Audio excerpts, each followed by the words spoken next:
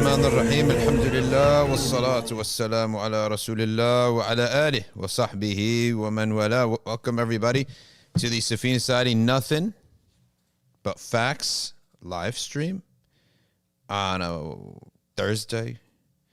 It's cold now in New Jersey. It's actually nippy, and we're going to get straight into the Crusader Zionist split fallout. We all understand there are a couple players here. You have your sort of, I guess you could call it the woke ideology, although they don't call themselves that, but that's what it is, which is, I think, Zionists created as a disruption. I believe so. It's a disruptive force, and it destroys the unit that produces family life and society. So I think they actually created that. So you have al-Yahud, Zionists, and you have the woke, which I believe they created. They're atheists, every ism you can add to it. But nonetheless, it's a separate entity right now, and it has turned totally against the Zionists. And then you have the Crusaders. Well, of course, they're Crusaders in suits, and you can also call them closet KKK. I like to call them that. Because really, that's, when you get to the bottom of it, that's what it is. There are Crusaders in suits, and in some cases, Crusaders in skirts.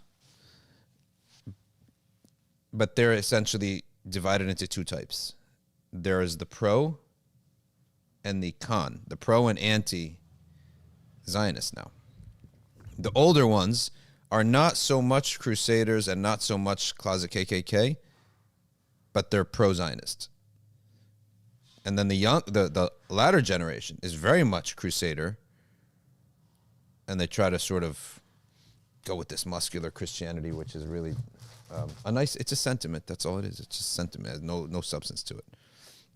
And I probably maybe am offending some people, but it's true. I mean, look, did you guys not have Europe for probably 1,500 years uncontested? Uncontested. What did your offspring do? They sloughed off Christianity. No competition. There was no anti-Christian ideology in Europe for 1,500 years. And Europe ends up not being Christian.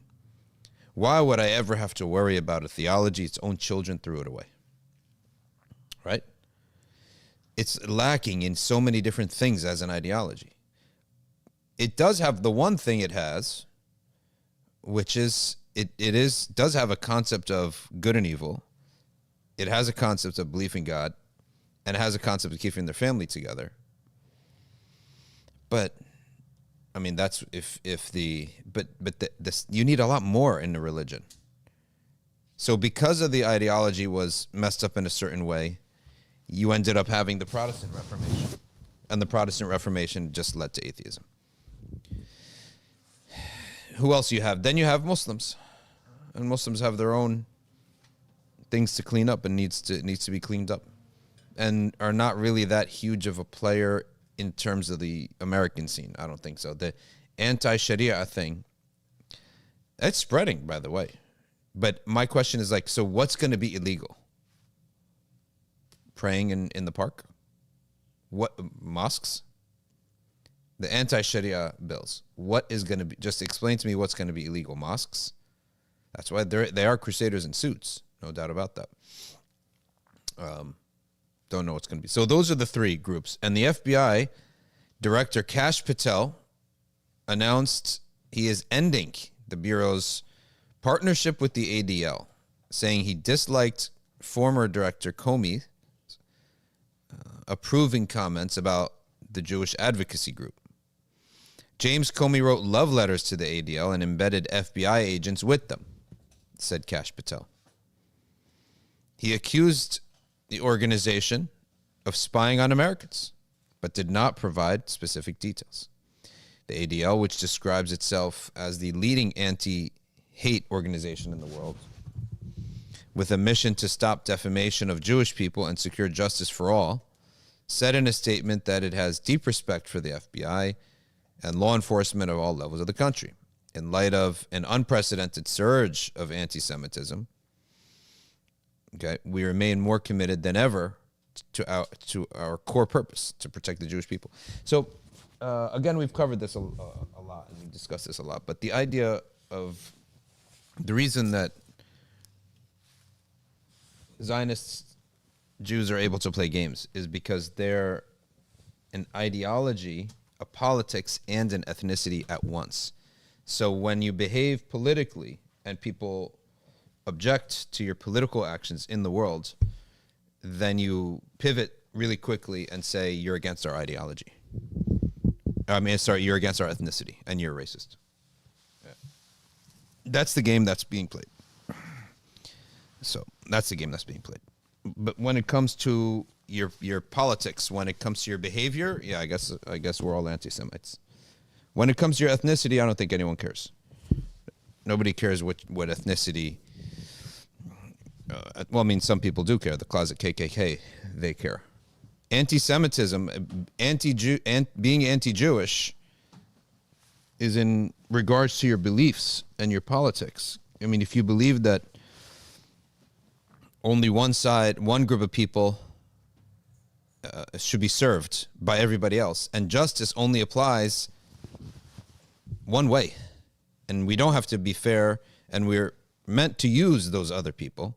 Now, what do you expect people to think? Of course we're going to be against this ideology. You literally believe, okay? And hey, look up what happened in Manchester today, because I didn't see that, but we'll figure that out. You literally believe that one group of people exists merely to serve another group of people. Who's going to accept that? And that going into a country, ruining it, sucking it dry, in order to serve another country. Now, I actually don't have a problem with a person loving two countries. I think your citizenship probably should only be to one, because what happens if those two conflict? But there's no problem in loving another country. If I'm a Brazilian person, I'm naturally going to love Brazil. I'm going to send some money to Brazil. The question is, are you damaging the country you're currently in? Or are you a force of good to both? You can be a force of good to both. Ultimately, you need citizenship probably, if you think about it, you're going to need it to one when it comes to conflict. That's it. When it comes to conflict. And if two citizens, they are never in conflict, or the chances of conflict are very low, I would say that it's not going to really matter. That's the problem. And that's what they pivot. If you criticize that, they're going to pivot to say, oh, you don't like me because of my ethnicity. No, it's because of your behavior. And a lot of races do this. Oh, you don't like me because of my ethnicity. One time there was a guy who was killed here in New Jersey, long time ago. And people were like, oh my gosh, a Muslim's been killed. He's shot because he's Palestinian. No, he turned out he was a drug dealer. It was a drug deal, right? And we're like, whoa, he didn't get shot because he was a Muslim. He got shot because he was involved with the wrong crowd. So ethnicity and action have to be separated. And that's what the Quran does. Quran praises Jews, okay? Calling them Ahlul Kitab. They're praised. When are they praised? When they admit that the Prophet was true, when they believe in Islam, like Abdullah bin Salam. The verses were revealed about him. And retains calling them the people of the book, even after they convert to Islam. Okay. Look at the end of Surah Ali Imran. I mean, let's pull that up right now. وَإِنَّ مِنْ أَهْلِ الْكِتَابِ لَمَنْ يُؤْمِنُ بِاللَّهِ. That's end of Surah Ali Imran. Let's pull it up, ya Alifu. So the Quran has no issue with the ethnic Jew. One time there was a wife of the Prophet. Prophet ﷺ said, loan so-and-so your horse. She said, I'm not going to loan a horse to a Jew. The Prophet didn't talk to her for 2 months. I'll put that up now, Edif. I'm telling you, Sheikh Hassan al-Ashab, he blew the whole group away.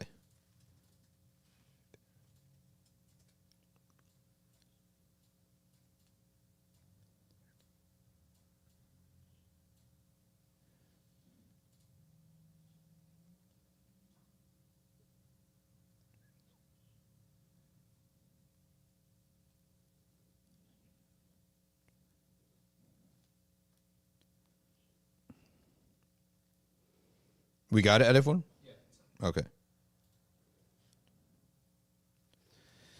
أعوذ بالله من الشيطان الرجيم وإن من أهل الكتاب لمن يؤمن بالله وما أنزل إليكم وما أنزل إليهم خاشعين لله لا يشترون بآيات الله ثمنا قليلا أولئك لهم أجرهم عند ربهم إن الله سريع الحساب. Indeed, there are some of the people of the book who truly believe in Allah, and they believe in what has been revealed to you, the believers, and what was revealed to them. They had the Torah, they had the Bible. Of course, we say this is mixed up between true and false. But they did the best that they could, and they followed they followed it sincerely, genuinely. They truly believed when God gave them the updated message, the corrected message. Their sincerity came out and manifested through their belief in the Prophet, peace be upon him. They believed in the Messenger, peace be upon him. They believed in the Quran, and they entered Islam. This ayah, let's look at the tafsir. It's one of the most beautiful ayahs. وَإِنَّ مِنْ أَهْلِ الْكِتَابِ لَمَنْ يُؤْمِنُ بِاللَّهِ. It's the end of Ali Imran. Let's open up the tafsir. Search engine's no good. Come on. Okay, so you go to Surah An-Nisa, then you go backwards to ayah 3, 199. Okay? And the tafsir is all at 190. Give me a second, people.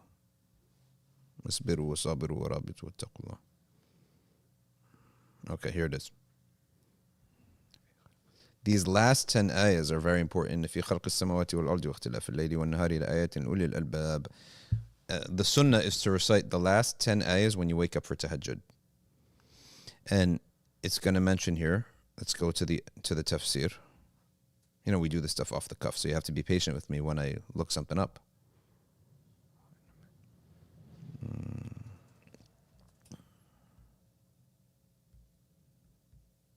And then we'll do a quick recap.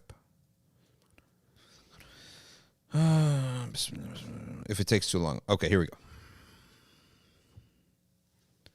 الآية قال جابر بن عبد الله وأنس وابن عباس وقتادة والحسن نزلت في النجاشي. It was revealed about the Najashi, Ethiopian king. وذلك أنه لما مات نعاه جبريل عليه السلام لرسول الله صلى الله عليه وسلم فقال النبي صلى الله عليه وسلم لأصحابه قوموا فصلوا على أخيكم النجاشي. The Najashi, the Ethiopian king, this verse came after he died. And then some of them said, the Prophet is commanding us, نصلي على علج من علوج الحبشة فأنزل الله تعالى وإن من أهل الكتاب لمن يؤمن بالله. Because outwardly, he was still a Christian. Nobody knew. Only Angel Jibreel told the Prophet, peace be upon him. We're going to redo this in a summary fashion right now. Only Sayyidina Jibreel knew that he was a believer. He informed the Prophet, so the Prophet prayed upon him because there was no one else to pray upon him. Okay, so they believed in the Torah, believed in the Injil. أولئك يؤتون أجرهم مرتين. Surah Al-Qasas says they're given the reward twice. وفي صحيح مسلم ثلاثة يؤتون أجرهم مرتين. 3 people are given the reward twice. A man from Ahl al-Kitab, from the people of the book, Jews and Christians, because their book is one, essentially. And he believes in the Prophet sallallahu alaihi wasallam. Okay, so he has 2. He was faithful to the book, the Bible. Then he was believed in the Quran too. Okay, as-salatu alayhi. So they discuss prayer, funeral prayer, janazah prayer in absentia is discussed because of this incident.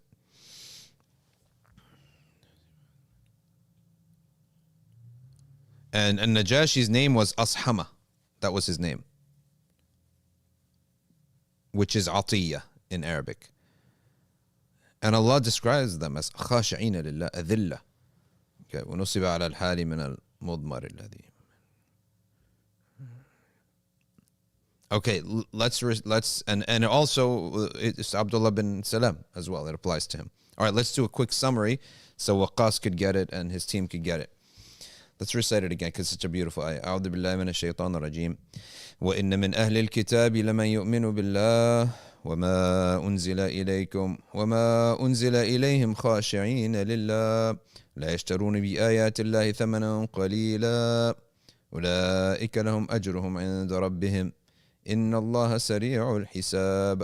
This ayah at the end of Surah Al-Imran, which is the family of Imran, which is eventually the grandfather of Prophet Jesus, Imran. And Imran is a very popular name amongst the people of the book. It means to build up, to fill the earth with fruitful, etc. And Prophet Moses' father also named Imran. And obviously Muslims all over the place, we name Imran too. So this ayah refers to the people of the book, even after they enter Islam, as people of the book. They're still called people of the book. Right. Now, specifically speaking, this verse comes down for al-Najashi. And generally speaking, it comes down for Abdullah bin Salam and any Jew and Christian who enters Islam. So they are referred to by their identity as people of the book, which was their identity before. The book here being the Bible, right? Christian Bible, Jewish Bible, both of them. All the books revealed to Bani Israel were meant to be one book. So Jeremiah got revelation, David got revelation, Solomon got revelation. They're supposed to all be part of one book, which the Quran calls al-Kitab. So Ahl al-Kitab refers to a Jew, refers to a Christian. So when Allah Ta'ala praises Ahl al-Kitab, He's praising them for submitting to the last and final revelation as well. So therefore in Surah Al-Qasas, this is why Allah Ta'ala says some people are given their reward twice. As mentioned in Surah Al-Qasas. They're given the where is it?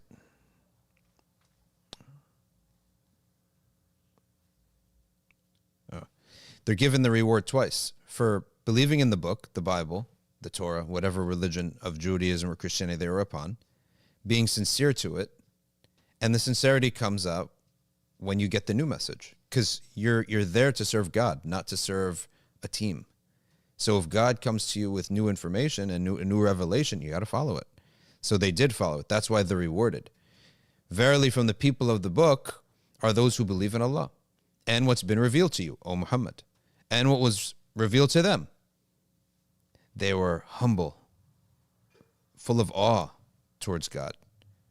And they didn't change their book, sell their book, okay? Sell the truth for a worldly price. Meaning, they see the truth. Oh, shoot, we don't want to follow this truth. All right, let's just, because we're now going to have to change in front of everybody and admit that maybe we weren't right all along. Nah, let's not do that. Let's start lying about this new truth in order to preserve our position amongst the people. That's what it means to sell the book for a cheap price, to sell God's sign for a cheap price. لا يشترون بآيات الله ثمنا قليلا. And al-Najashi, he's the Ethiopian king who believed in the Prophet, peace be upon him, but secretly. And the angel Gabriel, he came and informed the Prophet, peace be upon him, and Najashi has died and he was a believer in you. And Najashi, he did something called tawriyah. And tawriyah it's allowed in dire need, if you fear for life or limb. And it's to say something that you know for sure people will understand one thing, but you actually intended another thing, and it's technically correct. So an example of tawriyah that he did was that he wrote on a piece of paper, La ilaha illallah Muhammadur Rasulullah, put that piece of paper in his pocket. Then he went out to the people and he said, what do you all believe? They said the Trinity. And he said, I believe in this. So they said, alhamdulillah, the rumor that our king became Muslim is false. But he meant, when he's pointing, he meant what's written on this paper. So in the sight of Allah, he said the truth. But the people, of course, understand that he's pointing to himself. That's called tawriyah. So tawriyah is something makruh, it's discouraged to do without a reason. And he did it for a reason, life or limb, right? Not only is he saving his life, Because you could say, he's king, why should he be worried? Yeah, because, yeah, the people can revolt and kill you, but also, by doing that, he saved the Muslims' lives. Because the companions of the Prophet were living in Ethiopia, and if he became Muslim, they would have deposed him, killed him, and probably killed all the Muslims too. So this is the meaning when we say the people of the book, and when we as Muslims say the word Jews, and it's derisively mentioned all over the Quran, it's Jewish behavior. That is oppressive, not Jewish ethnicity. That's the issue.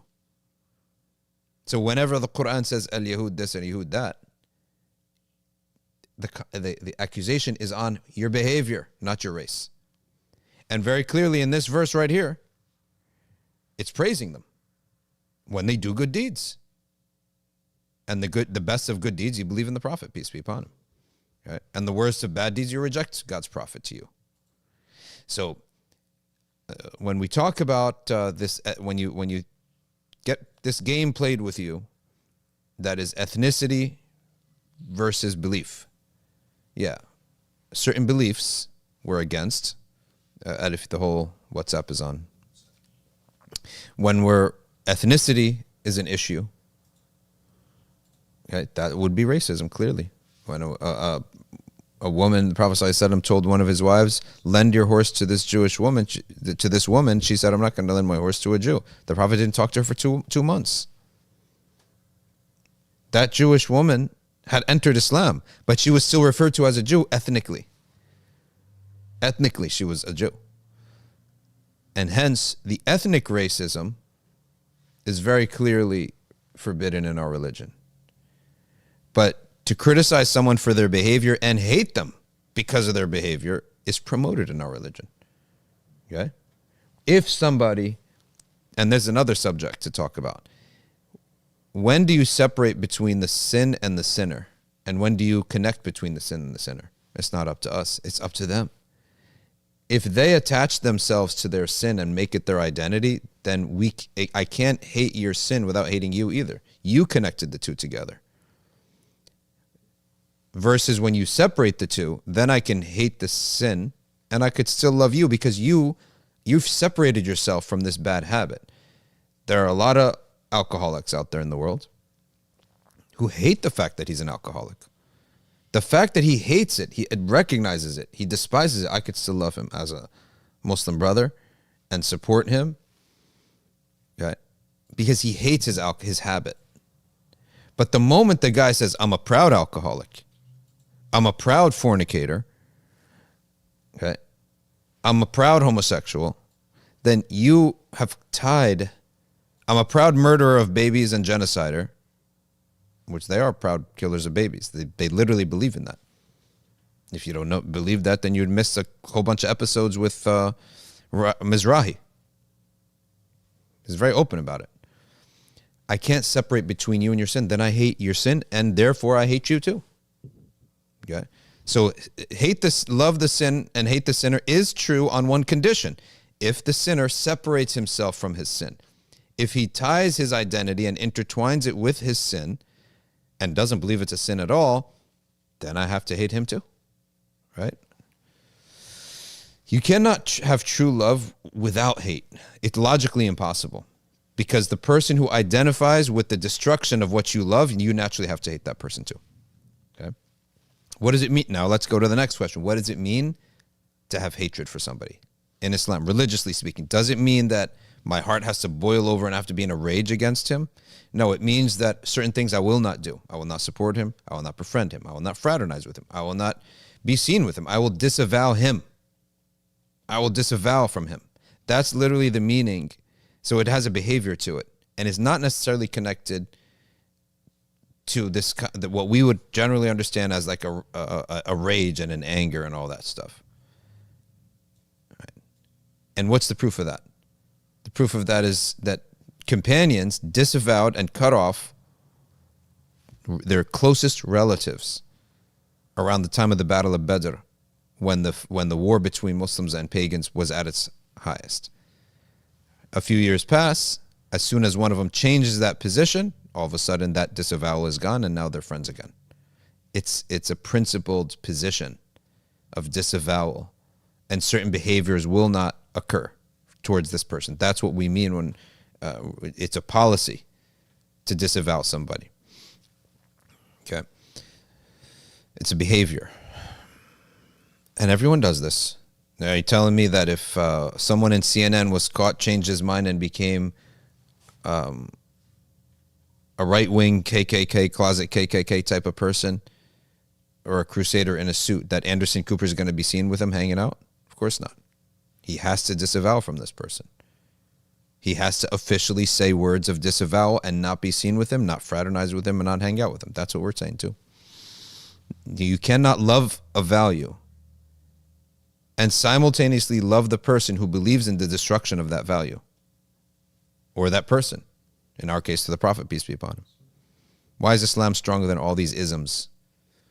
This is not just an idea. It's a person too. And of course, on top of that, it's your creator. We have a special guest today.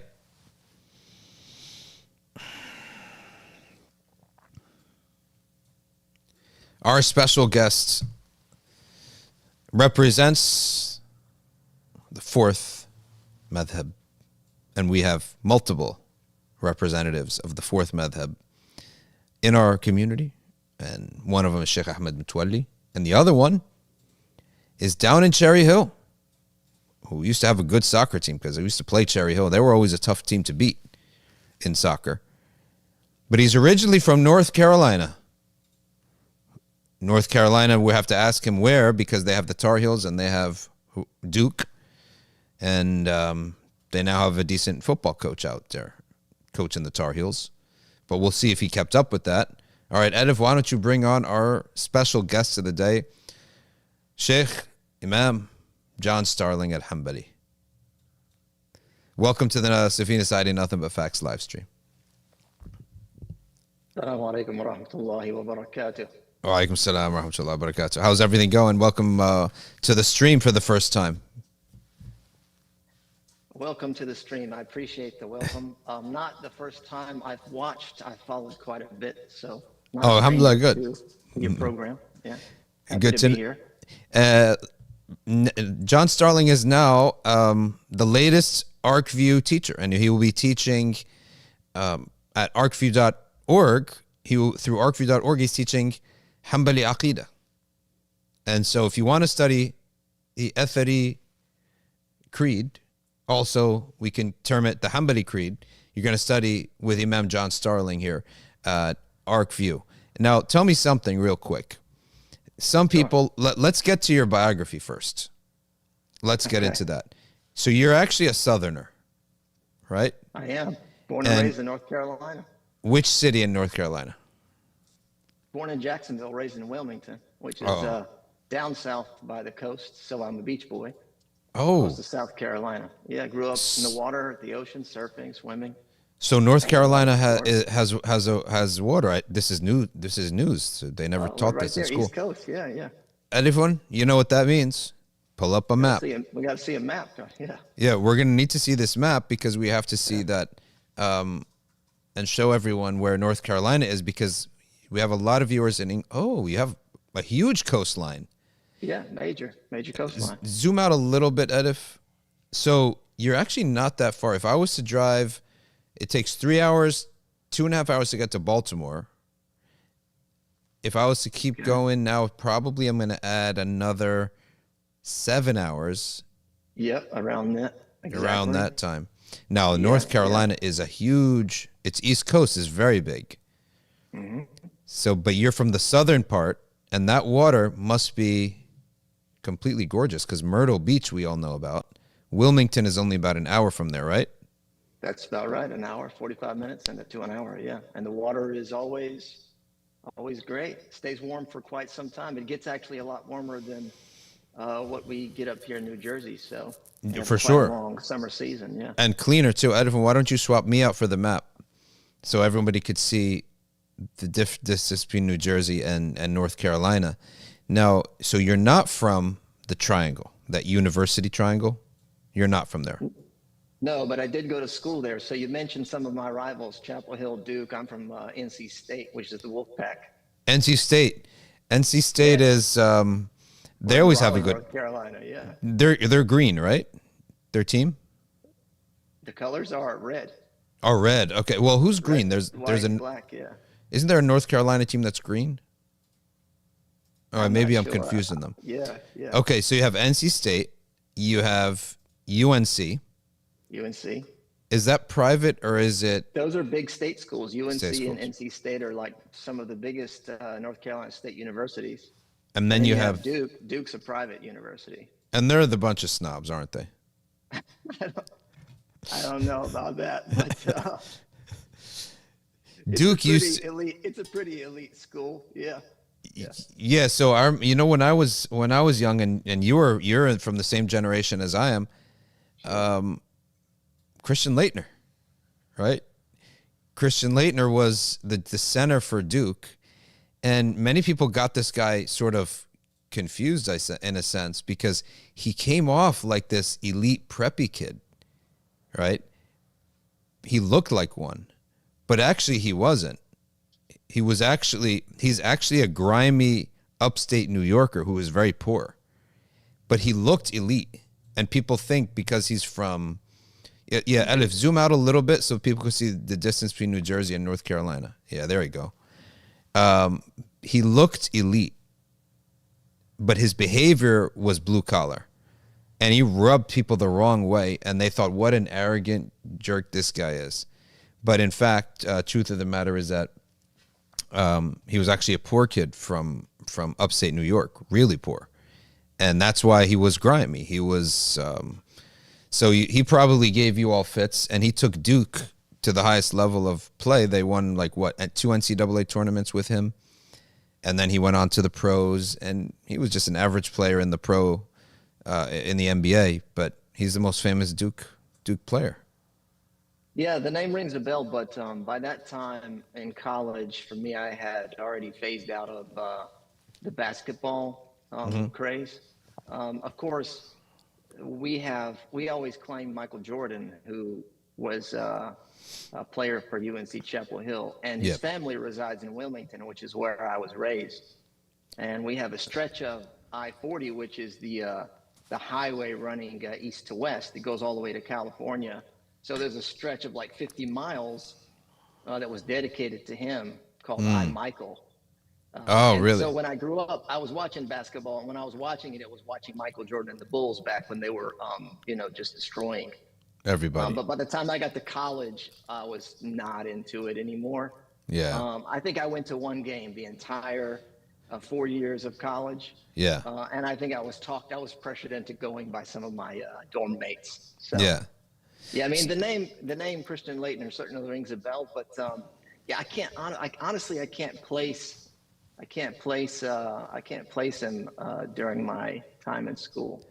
Let me ask you something.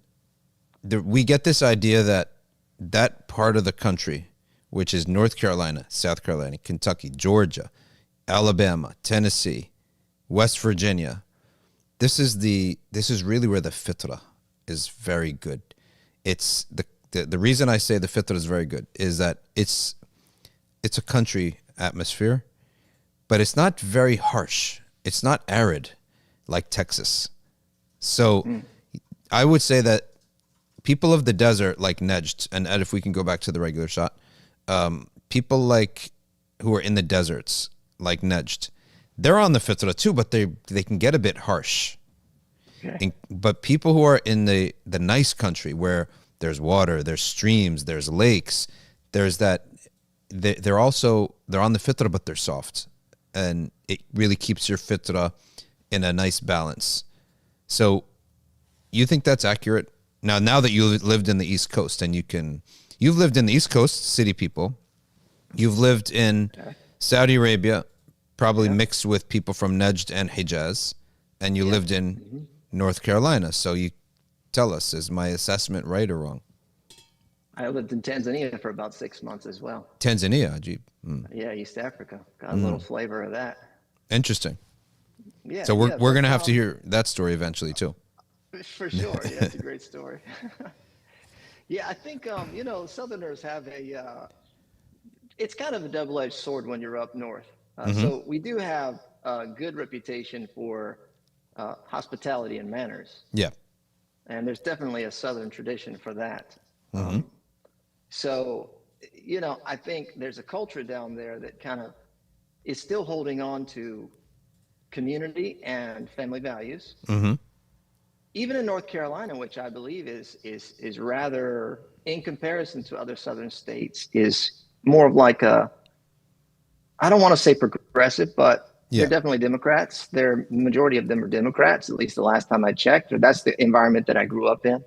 Value education, so there's a lot of educated people there. Just talking about the Research Triangle, I mean, that's a huge hub for education and commercial development professionalism.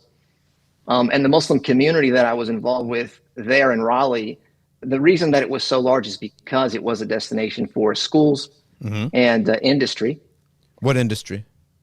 So at the time, there was a lot of technology that was developing. So like you had Cisco Systems right there in the Research Triangle Park. And then there was some pharmaceuticals like GlaxoSmithKline that were there. Then, of course, had some major hospital systems. That's where people would come from all over the state for specialized medicine, like Duke. The Duke University Hospital was a highly specialized hospital. And then, also a teaching hospital. So, in our communities, people value, NC State's a huge engineering school, computer engineering, electrical engineering. So that's like the trifecta for our community members. You've got medicine, you've got technology, you've got engineering. And so a lot of the Muslims, they will definitely flock to those regions. And then when there's economic opportunity, then you're definitely going to get a convergence of people. And that's when your communities are going to kind of grow and flourish. And they're going to stay. So people would come from outside just for those reasons, especially for the education piece, and they would end up settling and having their own families, and they would become integral parts and pillars of the communities there and growing the masajid, etc. So you went from Wilmington, which is southeast, right on the water. Yeah. Probably an idyllic childhood there with the gorgeous beaches and everything like that. I can't complain about it at all. Can't complain. I cannot. Yeah. So I have also fond memories of I go down there frequently to visit my family. They still live there, and it's always a pleasure, And every time I go down there, I say, why am I not living here full time? So what would you say the culture is there? Is it like camping? Is a little bit of beach? Is it like So Wilmington is a beach town, no doubt. And there's a college. We have UNCW, so it's another one of the state schools, and it's a great school for teaching. They also have a strong marine biology program, as you might expect, being so close to the water. And we also have a huge I think maybe perhaps the state's largest community college, Cape Fear Community College, has some amazing programs, especially in the trades, big boat building program there. And so it's a water culture, so we have the ocean on one side, Atlantic Ocean, and then we have the Cape Fear River, and there's a port there. So, they often refer to Wilmington as the port city. So it's got a big water culture, a lot of boating, a lot of fishing. There's a lot of water sports. So you got a lot of surfers down there. It's certainly not like a major break for waves, but it's a pretty consistent, fun place to grow up and be involved in that way. And that's the culture. It's a beach vibe. It's very relaxed with a Southern flavor to it. Not tourism, so it was nice. Oh, definitely. Over the years, Wilmington actually is going through a huge boom right now. And they're starting to develop. Every time I go down there, things are changing. Some of them are very positive changes. And when you get people, especially after COVID, people started to, be able to move, and they're more mobile now. And so Wilmington is kind of like an ideal destination location. A lot of people from up north end up retiring down there if they don't go all the way to Florida, especially from New Jersey or New York. I mean, yes, it sounds like it should be something that's attractive because it's not a huge, expensive resort area, right? Seems like it's probably more modest. No, it's not. It's a low key vibe for sure. The beach, the access to the beach, especially Wrightsville Beach, is the beach that was closest to me growing up. is a small beach, small community. It is developed out, but it's all like, smaller homes. And it wasn't until recently, probably the last 10 or 15 years, when we started to see people from outside of the city come in and buy properties and develop. So you'd have like the more wealthier people from Raleigh coming in, buying up older homes, renovating into these monstrosities, at least from our perspective as like the local community. Yeah. They definitely bring the money in, but it also drives the real estate value up. And so a lot of times people kind of get priced out, the locals, from these like, priced out of paradise kind of vibe. Yeah. And while I ask the next question, why don't you pull up some images of Wilmington, North Carolina, so our viewers could see how nice of a beach town this is. So my next question is that you grew up here, you never heard of Islam before in Wilmington. You never heard of Islam while you were there. No Muslims. No, there were Muslims there for sure. There were. Wow. Yes, no doubt. And it wasn't. This is like retrospect, thinking back, because religion wasn't on the radar. When you get around that time where you start really remembering things rather clearly, like high school days, religion wasn't on the radar for me at all. In fact, it was kind of like the opposite. I'm like pushing away from all of that.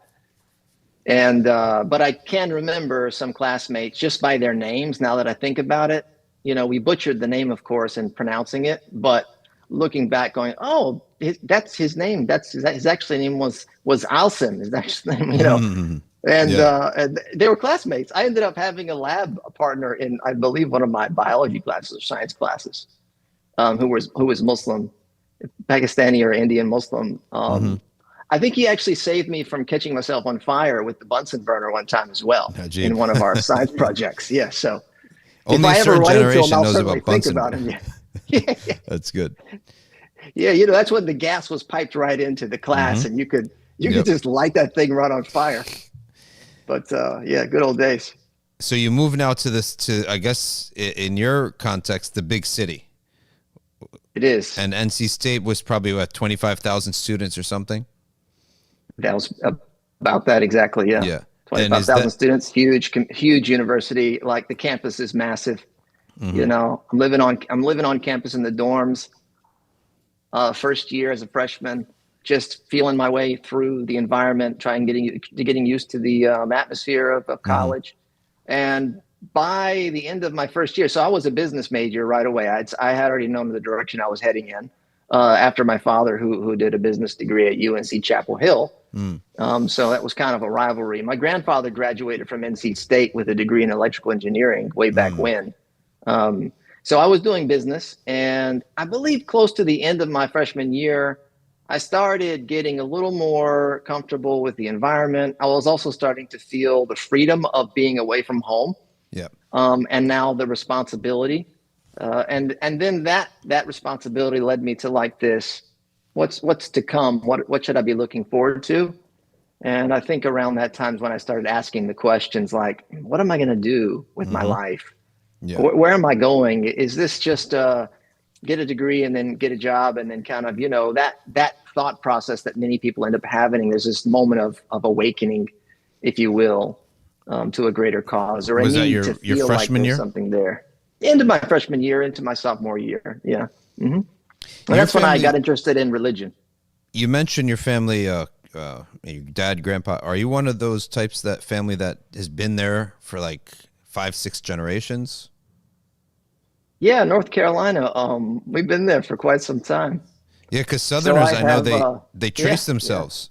People from the South, people from Boston, like the Adams family, they oftentimes trace, they have like lineages. Most city people don't have that. A lot of New Yorkers are immigrants, but Southerners. So you have that. You're like you have like a lineage that goes way back in the Americas. Yes. So interesting enough, part of my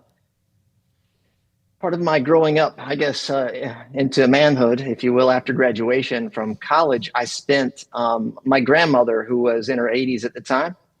This is from my dad's side, so this is my dad's mother. She was in need of some help moving from basically downsizing. So she was living in the family home, which was built by my my grandfather at the time in Jacksonville. And she needed help moving out of the home. And I had just graduated, and believe it or not, had just been fired from a company, a cell phone company. Not working in the stores as a retail, a salesman or anything, but I was working with the technology side when they were changing the digital from analog to digital signals with the cell phones. Okay. Yeah, so I was on the testing team. Okay. And it had to do with telecommunications, obviously. And of course, this was around the time of 9/11.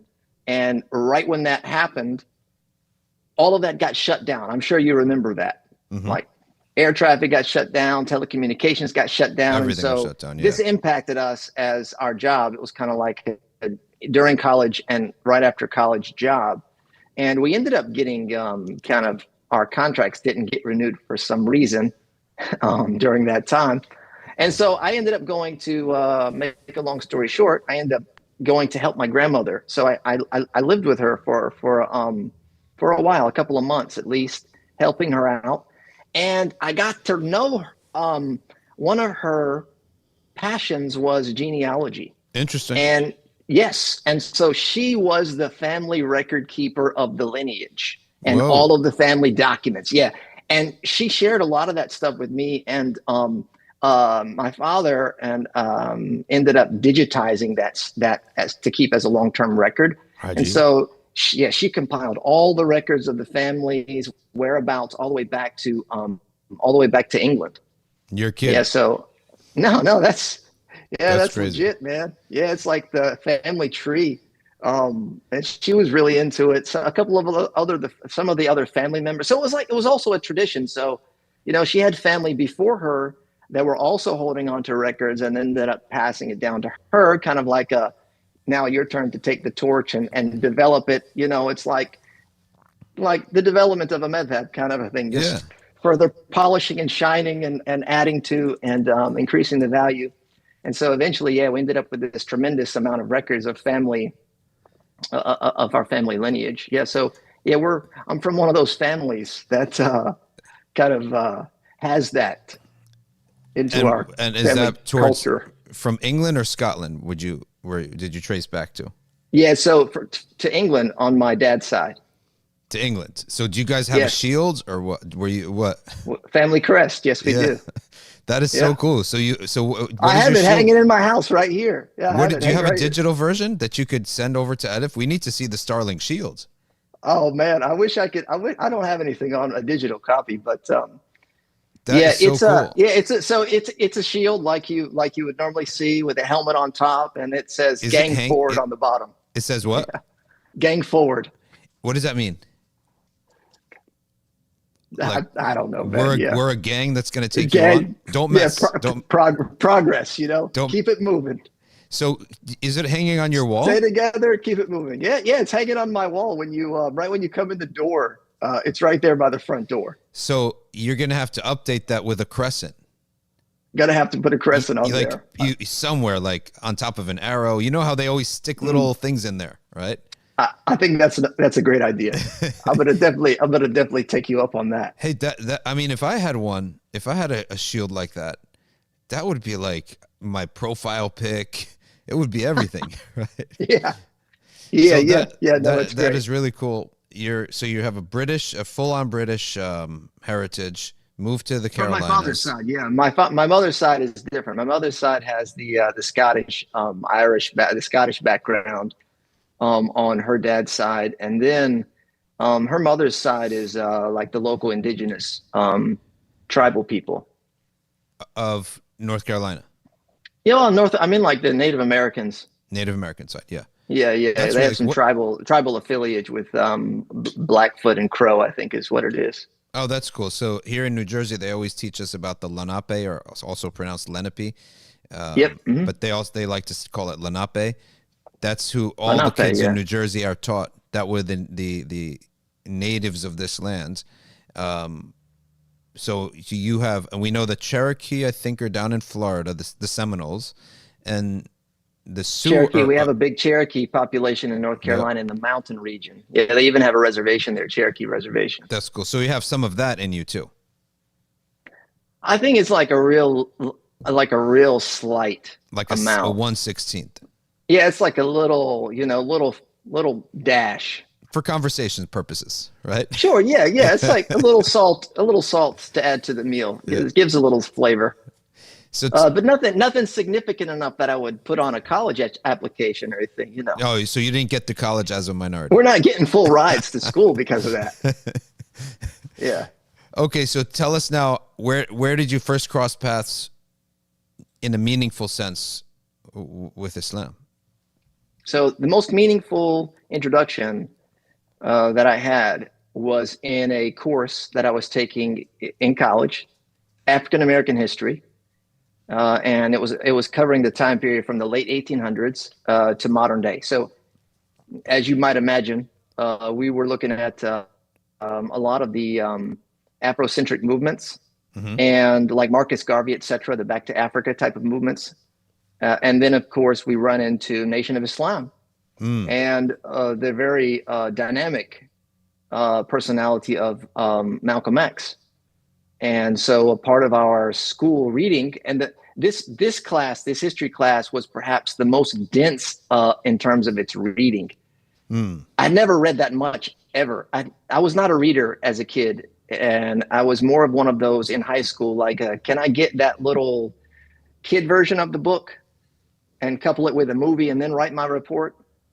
And then the rude awakening at college was, no, you're not going to make it doing that. And I actually started having to read a lot. And, reading the autobiography of Malcolm X, that left a real impact, and it kind of sparked an interest in me to pursue personal exploration into Islam.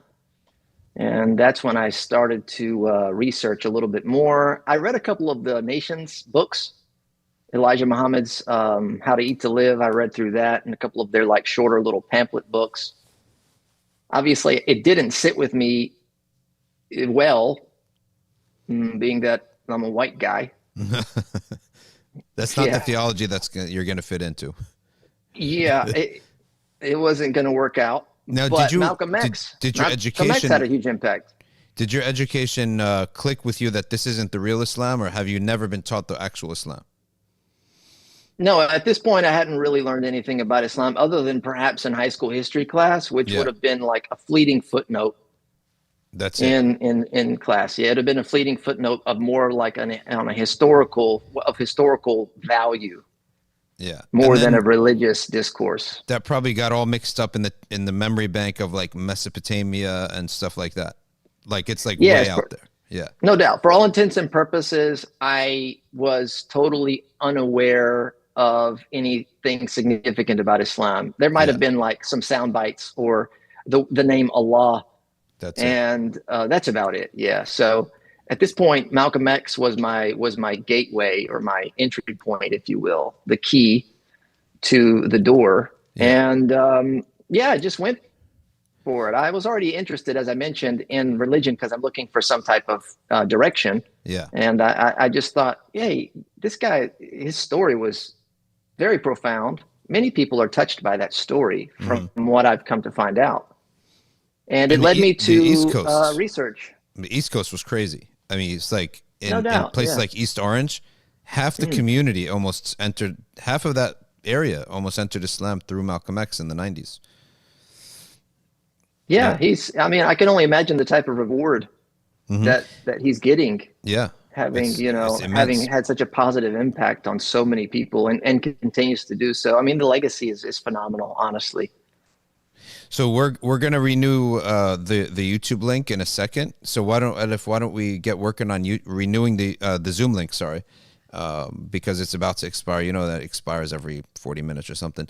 But why don't we then get to now? How do you enter Islam, and what does your family think of all this? Do you have siblings who react to this? Oh yeah, of course. We've got a sibling. I've got a younger sister. Yeah. So how does that? I got mother and father, that are, amazing. And but I'm young, so I'm not thinking about a whole lot other than my own world Yeah. at the age of 19. So around sophomore year, I decided to make the commitment. I had basically at this point, I'd contacted the Muslim community, especially from the MSA on campus, met with a couple of the brothers, started attending the masjid to get to know what was happening and kind of get a feel for how this was going to play out, what my life would look like. And yeah, within 3 months, the brothers that I was hanging out with, they were giving me a nice friendly push to either make a commitment or like, ma salama, you know. Stop wasting time. And of course, yeah, like it was really powerful. And I learned a lot from this, looking back on it. A lot of times we feel kind of shy because we don't want to feel like we're coercing people into faith. And so we tend to like be very reserved. But sometimes you need to give a little friendly nudge. You need to kind of push things. You need to push the pace sometimes. You got to know when to relax and when to kind of push on the gas. And for me, it was definitely the right time, because when they gave me that little nudge, I was ready to roll. You know, I was already warmed up. I was already into it. I was already like doing the basic things, integrated into the community to a degree. And when they gave me the nudge, I was ready, and I went ahead and made the commitment and took my shahada there. And it was just like, whatever happens, happens. I want to ask you about that, because recently I was having a conversation with a guy who regrets not giving his friend a nudge. And his friend was like literally speaking like a Muslim, saying alhamdulillah, inshallah, mashallah. So he was totally believing in all that, buying into it. But the Muslim friend was hesitant about telling him, come on, you got to take your shahada and actually officially be a Muslim. He never did that. And eventually that guy, he met a girl who was an atheist, and he followed her in that route and left their friend group. And he very says fragile moments. Yeah, yep. He kicks himself in the foot now. He says that I should have give him a little push. So as a convert, what's your advice in the phase of dawah? What are the signs that now you give this person a push? And how do you give a push? So the first are shurut al-push wa arkan al-push. Sure, yeah. So typically what I like to do is I kind of start, even if it's somebody that I've just met. Yeah. I set the tone that this is, we're heading in a direction. Okay. I want to take, I'm not trying to control anybody, but I do want to steer the direction of the interaction that we're having. And so right away I will go and I will say, not in an apprehensive way, but I'll ask people, what is keeping you from becoming Muslim today? Yeah. Just to get it going. That's a good question. And then a lot of time, because normally I am on the receiving end of people. I'm not out there actively pursuing people. I'm the one that's getting people that come to the masjid and that have questions or that want to see. And so I feel like we're past a few stages. This is not the introductory phase. These people have already been introduced and are now looking for greater detail, or maybe subconsciously wanting to make a commitment, but are just uncertain. And so I'll start right there. And the normal response I get is, well, I don't know. And then I will start building a foundation for them in terms of, well, if you're not sure what's keeping you from being a Muslim, then let's check off some boxes. All right. Do you believe in God? Yeah. And then they'll go, well, yeah, because they're here because that's a foundational, part of their visit is we're looking for a clear faith. And then I'll continue like that based on, the fundamentals of religion, of Islam. And then every once in a while, I'll get somebody that'll pump the brakes, and it will be a lot of times social stigma. Or social constraints, like I don't know about my family or my spouse or my girlfriend, boyfriend, or those types of issues may come up, and they act as roadblocks. And that's when you can identify the need for a sense of belonging. Yeah. And that's when you start pulling them in and integrating them into your events and into your community life, so that they'll feel like if I do make this commitment, it's not like I'm alone. Yeah. But I have support and I have people. There's a tremendous value in that we, as the members of the active Muslim community that do attend the masjid or the Muslim spaces frequently is to be grateful for, because that is everything for somebody coming to Islam or a new Muslim, is to have that community to feel like you belong to. And that's kind of where I start watching for the next push, is to see, okay, how comfortable are they with this new set of people? Are they now becoming a part of the friend group? Are they now developing connections? And then I will reassess, and then it might be like hey, so look, you've been here for a little while. It might be a couple of weeks or more, depending on how active or how often they come around. And then I'll throw it out there again. So look, let's talk. Tell me something. So that in your day, the Muslim community was very different than it is today. Today, you have second generation people born here in leadership positions, no accent, different culture. Yeah, but he's totally American in his culture. In your day must have been hard, because that didn't exist really. So it's not just that different culture. I'm from a different culture still from most Americans, right? I'm totally comfortable wearing different clothes and eating different food and going to different countries than they are, but fully American in the culture that I'm raised up in. But that's only one difference. Your time, it was two differences. They were from a different ethnicity, but also total different culture, didn't even understand the American culture. So how'd you navigate that? Yeah, so I was on campus, and so my initial encounter were with college students. Yeah. I was not being received. So second generation people. Yes. Okay. Well, some of them were second. It ended. We're gonna get him back. Why are we suddenly like on the poor people Zoom, to be honest with you? No offense, right? Like, what happened to our Zoom? Like, did we cost cutting or something? Why are we on zakat eligible Zoom here when we got one of the best live streams basically for Muslims in the country and in Europe, but we're on zakat eligible Zoom? So no, we're gonna do something about this, inshallah ta'ala. Yeah, so while he comes back. All right.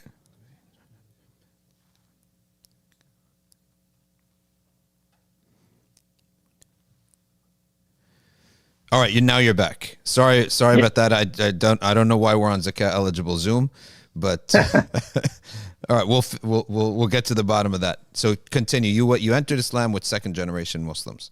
Hey, so you got to keep the cost down somehow. You got to keep, yeah. Yeah. Yeah. So I'm there on campus, and I'm getting younger people my age. Some of them are second generation. Some of them are not. They are there as study abroad students. But I think the youth part of it, I mean, I definitely recognized accents in some of them, and I can tell there's this stiffness to them, Were they Saudis or what? Or Palestinians? No, there was a mixture. We had some. So, to be fair, the initial group, and I remember them very well. The initial group that came to meet me was an Egyptian American, second generation, or he moved over at a very, very young age. Basically, grew up in the school system in the United States, and then we had one guy who was Palestinian by way of Kuwait. Okay. Who moved over to the United States when he was probably in his, I believe, early high school. So, there was a little hint of an accent, but he managed very well to kind of get to a level of fluency and kind of cultural competency. And then there was a brother from Syria. He was definitely the foreign exchange student of the group. And he was a little older. I think he was like in a master's degree program or something. And he was kind of like the very muhtaram, Yeah. we have to be, and he would get on the younger, get on the other guys when they would start acting too friendly. Guys, tell them nafsek, that kind of stuff. Yeah. No, the reason I asked we're doing dawah here. What are you doing? The reason I mentioned Saudis is because they were well known for sending students to almost like random colleges, like in New Haven University had like a lot of Saudis. Oh yeah, right, and they were known for, and Qataris too. The Khalijis in general were sending their students. No doubt. Yeah, and there were some Saudis there. There were some Saudis in North Carolina at NC State. They were not as active as these guys. These were like the leaders of the MSA. They were the most active. And so, I ran into those guys, and then it was an introduction to the, I don't want to offend anybody, but like the uncles of the masjid, and the aunties, that crowd. Mm-hmm. More of the uncles. And what they did, which I really appreciated, was my college cohort now primed the guys at the masjid when I was going to come for the first visit. So they went and I think and like cleared the way and maybe like helped cue a couple of people. And there was at this particular masjid in Raleigh, there was a few brothers that were older brothers that were actively involved in the dawah programs. Mm-hmm. And so they were familiar with how this works and American culture and kind of, how to receive somebody. And so when I went in for the first time, a lot of them already knew my name. And so they were going, oh, hey, Brother John, how are you, Brother John? I'm going, what do you mean, Brother John? And I'm like, they already kind of were playing to the, you're one of us, good. Brother John. And I felt like, hey, man, this is nice. Yeah, it makes it easier, right? Very welcoming, unpretentious. The guard was down. That's good. I wasn't going into a place feeling like I had to be on my guard or anything. So it was a great experience. I think it was an exceptional experience. And I've come to understand that not everybody gets that as their introduction. No, people, I think they if their background is with friends in the community, that eases your way. When someone comes in cold, that's I think the number one difference. If someone comes in cold, that nobody knows you, right? We don't know anything about you. We don't know what to do with you. But someone comes in warmed up. He knows people in the community. It makes a world of difference too.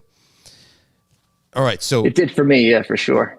From that period of time to now, what is it? You spent 4, 5, 6 more years overseas. Now, what about that bridge period of time? What did you do in that period of time? Yeah, so from the period of time of, so I accepted Islam in my sophomore year, and I finished my program there as an undergraduate in business management. So I spent a total of 4 years in Raleigh. And I eventually, as I mentioned, moved to my grandmother's. I stayed there for a few months. From there, I moved back to the Research Triangle into Durham and embedded myself in the community there. And around that time is when I began, I should say my senior year in college actually is when I started applying to go to school abroad. Yeah. I had become so interested and essentially head over heels with Islam that I was doing anything and everything that I could to learn about my new religion, including taking courses at the university that were not religious, but I felt had a direct connection to the religion. And so, for example, when I learned that Allah subhanahu wa ta'ala has a chapter in the Quran about bees, and there's a mention of honey, I took a beekeeping course at college as one of my electives. Ajib. Yeah, Smart. and then when I'm reading the Quran and I'm learning about Allah commanding us to reflect over the signs, and I'm learning the stories that have to do with like the sun and the stars and the celestial bodies, the story of Ibrahim, for example, alayhi salam. So I ended up taking a course in astronomy. Yeah, so we would go out and have lab out in the dark skies of the campus and look for stars, etc. Yeah, so I would do all those. I took a course in archery when I realized that was a part of the Prophet's. What kind of school did you go to? Like beekeeping? Tell me they didn't have a horseback riding class. They have that. Of course they have that, man. That's crazy. Equestrian, man. Of course you've got that. I mean, what a college. It's down south. You got to have some horses. Yeah, That's a great college. it was amazing, man. No, the South is something else. We don't have anything like that here. I mean, we have Oh yeah, we had an yeah. astronomy course which I signed up for, but it was so dry and mathematical, and there Okay. was no like contemplation, no beautiful imagery. I left the course within the first 2 classes. Oh yeah, that is dry. No, Yeah. no, we were going out weekly. We had a weekly lab out in the dark sky area of the campus, and there was a lab, a fully built out lab with the nice telescopes. We get out there and we'd start, putting theory into practice. It was amazing for sure. It would be pointless to do that in the Northeast because of all the pollution and All the light pollution, and, it's impossible to get good views of stuff. But and so after that period of of really yearning to learn more, I started getting people to advising me, because I'm like, look, I was at all the classes in the mosque and it just wasn't enough. I'm like, I want to learn Arabic. I want to pursue this. I want to do something with this, yeah. and so they start telling me, hey, look, you need to apply to a university abroad. And they start giving me ideas about where to go. And of course, I have zero clue as to what's what. Yeah. So I started applying to schools in Saudi. So of course, I applied to Medina, where I ended up being accepted. I applied to the University al in Mecca. And then I was considering other opportunities like in Egypt, or they were also encouraging me to go to Yemen to study in a university there, Azhar in Egypt. And there was something else, Jamiat al-Iman or something of that nature in Yemen. I can't remember exactly. And so I ended up getting accepted to the University of Medina. And this was approximately a year out from my graduation. And I went in fresh, just basics, the basics of Arabic that I was able to learn in my local community. Had the babun, had the kitabun, had the qalamun, those types of things. Yep. Got into Medina and stayed there for 7.5, 8 years. So 4 years into being Muslim, you go to Medina. About 4, three Mashallah. years or so, maybe 2.5, 3 years of being Muslim. I'm into Medina. MashaAllah, very nice. And then, Yeah. what was it a shock at all? Was there anything Medina? shocking about it? Medina was a shock. It was not a negative shock. It was I don't know. I think I have a kind of an adventurous spirit in comparison to others that I met when I was over there, like foreign students from the United States or from the UK. It was like an adventure for me to be in such a place. And even though I wasn't as familiar with it as I should have been, to really appreciate what was happening, I did recognize that this was the city of the Prophet, alayhi salatu wassalam. And I did understand the weight of what I was getting ready to embark upon and the responsibility that came with it. But getting into the culture of Saudi and the shocker for me was, where are the Sahaba? Yeah. Where are the people that represent the Sahaba? Because this is their city. And I was imagining, and people back home had kind of built it up in my mind. I think they were exaggerating the stories a little bit about how peaceful Medina is and how like friendly and hospitable and all of the praises that you typically get for that city. And it's definitely a praiseworthy place, but it is also a place that lives in the modern world, and they have it's a diverse city. What year were you there? I was there 2001 to 2002. 2002 I went there, yeah. Okay. So 2002 is just before they started all of the major reconstruction and building of the major hotels that we now know and stay in when they go to visit. So back then is when they had like the old marketplaces. Everything was real cram-packed together, real tight little hotels. Yeah. And I was really excited to be there. And at the same time, I was trying to adjust to that part of the world and the culture, how they treated the city. There's a different standard of like, not just general maintenance and cleanliness, but also engineering, like civil engineering and building codes and things of that nature. Like, when you come from a place that's highly regulated and it has a lot of that regulation for safety issues, and then a place that, values the aesthetic. They want everything to look a certain way. when you get in that part of the world that's very old and is built layers upon layers, Yeah. you know, you are introduced to a totally different vibe.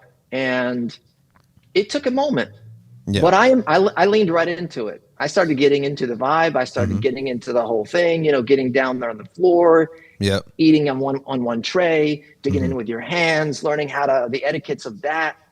I got into it, and I was just enthralled with the whole process. Besides the education part, the cultural exchange was tremendous for me. There was an Egyptian sheikh there that was a student of Sheikh Mukhtar the Shanqiti, Muhammad Mukhtar Shaykh, yep. Shanqiti, and I think his name was Sheikh Atiyah Salim. Do you ever remember coming across him? Honestly, the name doesn't ring a bell, so probably not. Were classes there like traditional style classes, or like on a desk and a table and a chalkboard? Yeah, so the traditional style classes were held in the masajid, and that was after school hours. The school hours, while we were in both the preparatory program, which was Arabic studies, and then in college, we're trying to model the Western college atmosphere where you had, you know, periods, you had a schedule, you had periods, you go in, there's a whiteboard, there's desks and chairs, you know, you're sitting in lectures. Yep, all that stuff. Yep, you've got semesters, you've got tests, you've got report cards, you've got the whole nine. It's definitely a university system. Campus too. It's a campus. Yeah, Multiple the campus, buildings. multiple buildings, multiple faculties. There's a mess hall, there's dormitories, there's a swimming pool, you know, I mean. If I'm not mistaken, also now they've opened up to other subjects besides Sharia. There's like different departments like IT and stuff like that. Was that there in your time too? There is. So my time was a transitional period in terms of the schedule structure and the class workload. Yeah. My time when I got into the college is when they started to even out, I guess, or lighten the workload so that a student the year before I was there, students were taking 13 subjects per semester, which was a heavy workload. And then they lowered it down to where you were taking more like 6, 7, or 8 subjects. It was still full days. You know, you're going from 8 in the morning until 1 or 2 in the afternoon for classes. But yeah, that was the change that happened there. And there was still only the College of Arabic Language. There was the Quran. There was Sharia, Hadith, and Dawah Usul al-Din. So there were these colleges that were open. That was it. And then after I graduated, years later, is when there was a transfer in the dean of the college. A new dean came in, from what I understand, educated here in the United States. So he's got that background, and starts to introduce expansion, not only of the university campus, but also the curriculum, and opens up several other colleges. Yeah. Which was welcomed by, I guess, the government. And I could understand to a degree where he might have been coming from in order to get funding for the university and to grow and expand. And he really modernized, from what I could tell. I visited a few times afterwards, and then I also spoke with multiple students that were currently there, how they modernized the university, the different student services that they were able to bring in. The living conditions were elevated, but it wasn't accepted by the scholar class and the teachers. The shuyukh of the Jami'ah, most of them were pretty disturbed by the idea, thinking that it would distract the primary focus of Jami'ah al-Islamiyya. Al-Jami'ah al-Islamiyya was instituted to study and propagate Islamic knowledge and sciences. So now let me get into the controversial side of things. The professors there, did they all teach the books of Muhammad ibn Abdul Wahhab, or was it diverse in Aqeeda? Yeah. So in the University of Medina, this isn't a controversy, this topic, because there is no topic. There is no point of discussion to be had about what books you're studying or what your curriculum. It's not like you choose your subjects. Your curriculum is set for you. So depending on, you choose which college you want to go in and if they accept you or not, which faculty. And then the curriculum is set, they have everything already pre-planned and mapped out for you. It's not like American colleges where like I get to select beekeeping or archery, or am I doing an extra marketing class or not? Yeah. And so the Aqeeda courses that they had there, and I did the Kulliyat al-Da'wah wa Usul al-Din. So, about Islamic, the call or propagation, what I would call mission work, and then the fundamentals of religion, which is Aqeeda. And so our curriculum was heavy on that side. And we studied some of the books of Muhammad Abdul Wahhab for sure. We studied, they start you right away with Kitab al-Tawheed, and they have you study, and then some of the teachers will introduce other works like Kashf al-Shubahat. They don't do like the Usul al-Thalatha. That's something that they would expected you to have already done. That's like one of the most entry-level books that the good Salafi student would have committed to memory. Mm-hmm. And then they also had a book called Ma'arij al-Qubul, which was an explanation of a didactic poem by al-Hafid al-Hakami. And he wrote the poem and he authored the explanation of that. Covered all of the abawab, if you will. Obviously an acceptable book within that framework of Saudi theology. And then the rest of the time you study the books of Ibn Taymiyyah. Mm-hmm. So you get into, for example, we never studied al-Wasatiyya, but we did study Tadmuriyya. We did look at Hamawiyya. And so basically you are studying, Ibn Taymiyyah was heavy on the kalam, almost to the point that he was criticized even by some of his own students, how far that he went into that. So that's what you're studying, and that's you're diving straight into that, and it is jumping into those texts. Honestly, going from like a Kitab al-Tawheed, the Kashf al-Shubahat, the Wahhabi curriculum, and then jumping into that the Ibn Taymiyyah or Taymiyyan curriculum into that level work without a bridge was a big ask on students, especially international students that were not introduced to ilm al-kalam, because I felt like it was paradoxical in a way, because on one end you have this real adamant rejection of the idea of studying it, within this side of the tradition, and then you dive headfirst into it, into like the deep end with Ibn Taymiyyah's, his approach and his arguments, etc. So it was definitely a learning experience for sure. I learned a lot about myself. Yeah. A lot about what was going on. Right now, for those who have not heard of Shaykh John Starling before, he runs a really reliable, authoritative website called Hanbali Disciples. So, and teaches the Hanbali Athari books on there and are on Arkview. The main, and you translated also Al-Ayn wal-Athar, which people can buy on Amazon. And did you didn't translate Qalaid al-Iqyan, just only Al-Ayn wal-Athar? I translated Qalaid as well. Both. Okay, both are translated. Lum'at al-I'tiqad ibn Qudama I translated as well, yeah. So those are the three primary books you would say in the Hanbali Athari Creed, and the reason that a person can say Hanbali Creed is and Athari Creed in that regard is because the chief authors of the Athari Creed who outlined it were Hanabila. So in that respect, even though it's true that not all Hanabila were Athari and not all Athari are Hanbali, but there is a great overlap, big enough to be able to say Hanbali Creed. Definitely recognized as Hanbali Aqeeda Hanbaliya. Sometimes you'll find among the Hanabila themselves will extend the descriptives out. So it would be al-Aqeeda al-Hanbaliya al-Athariya Salafiyya. Okay. You'd find that with Safarini, for example. Yeah.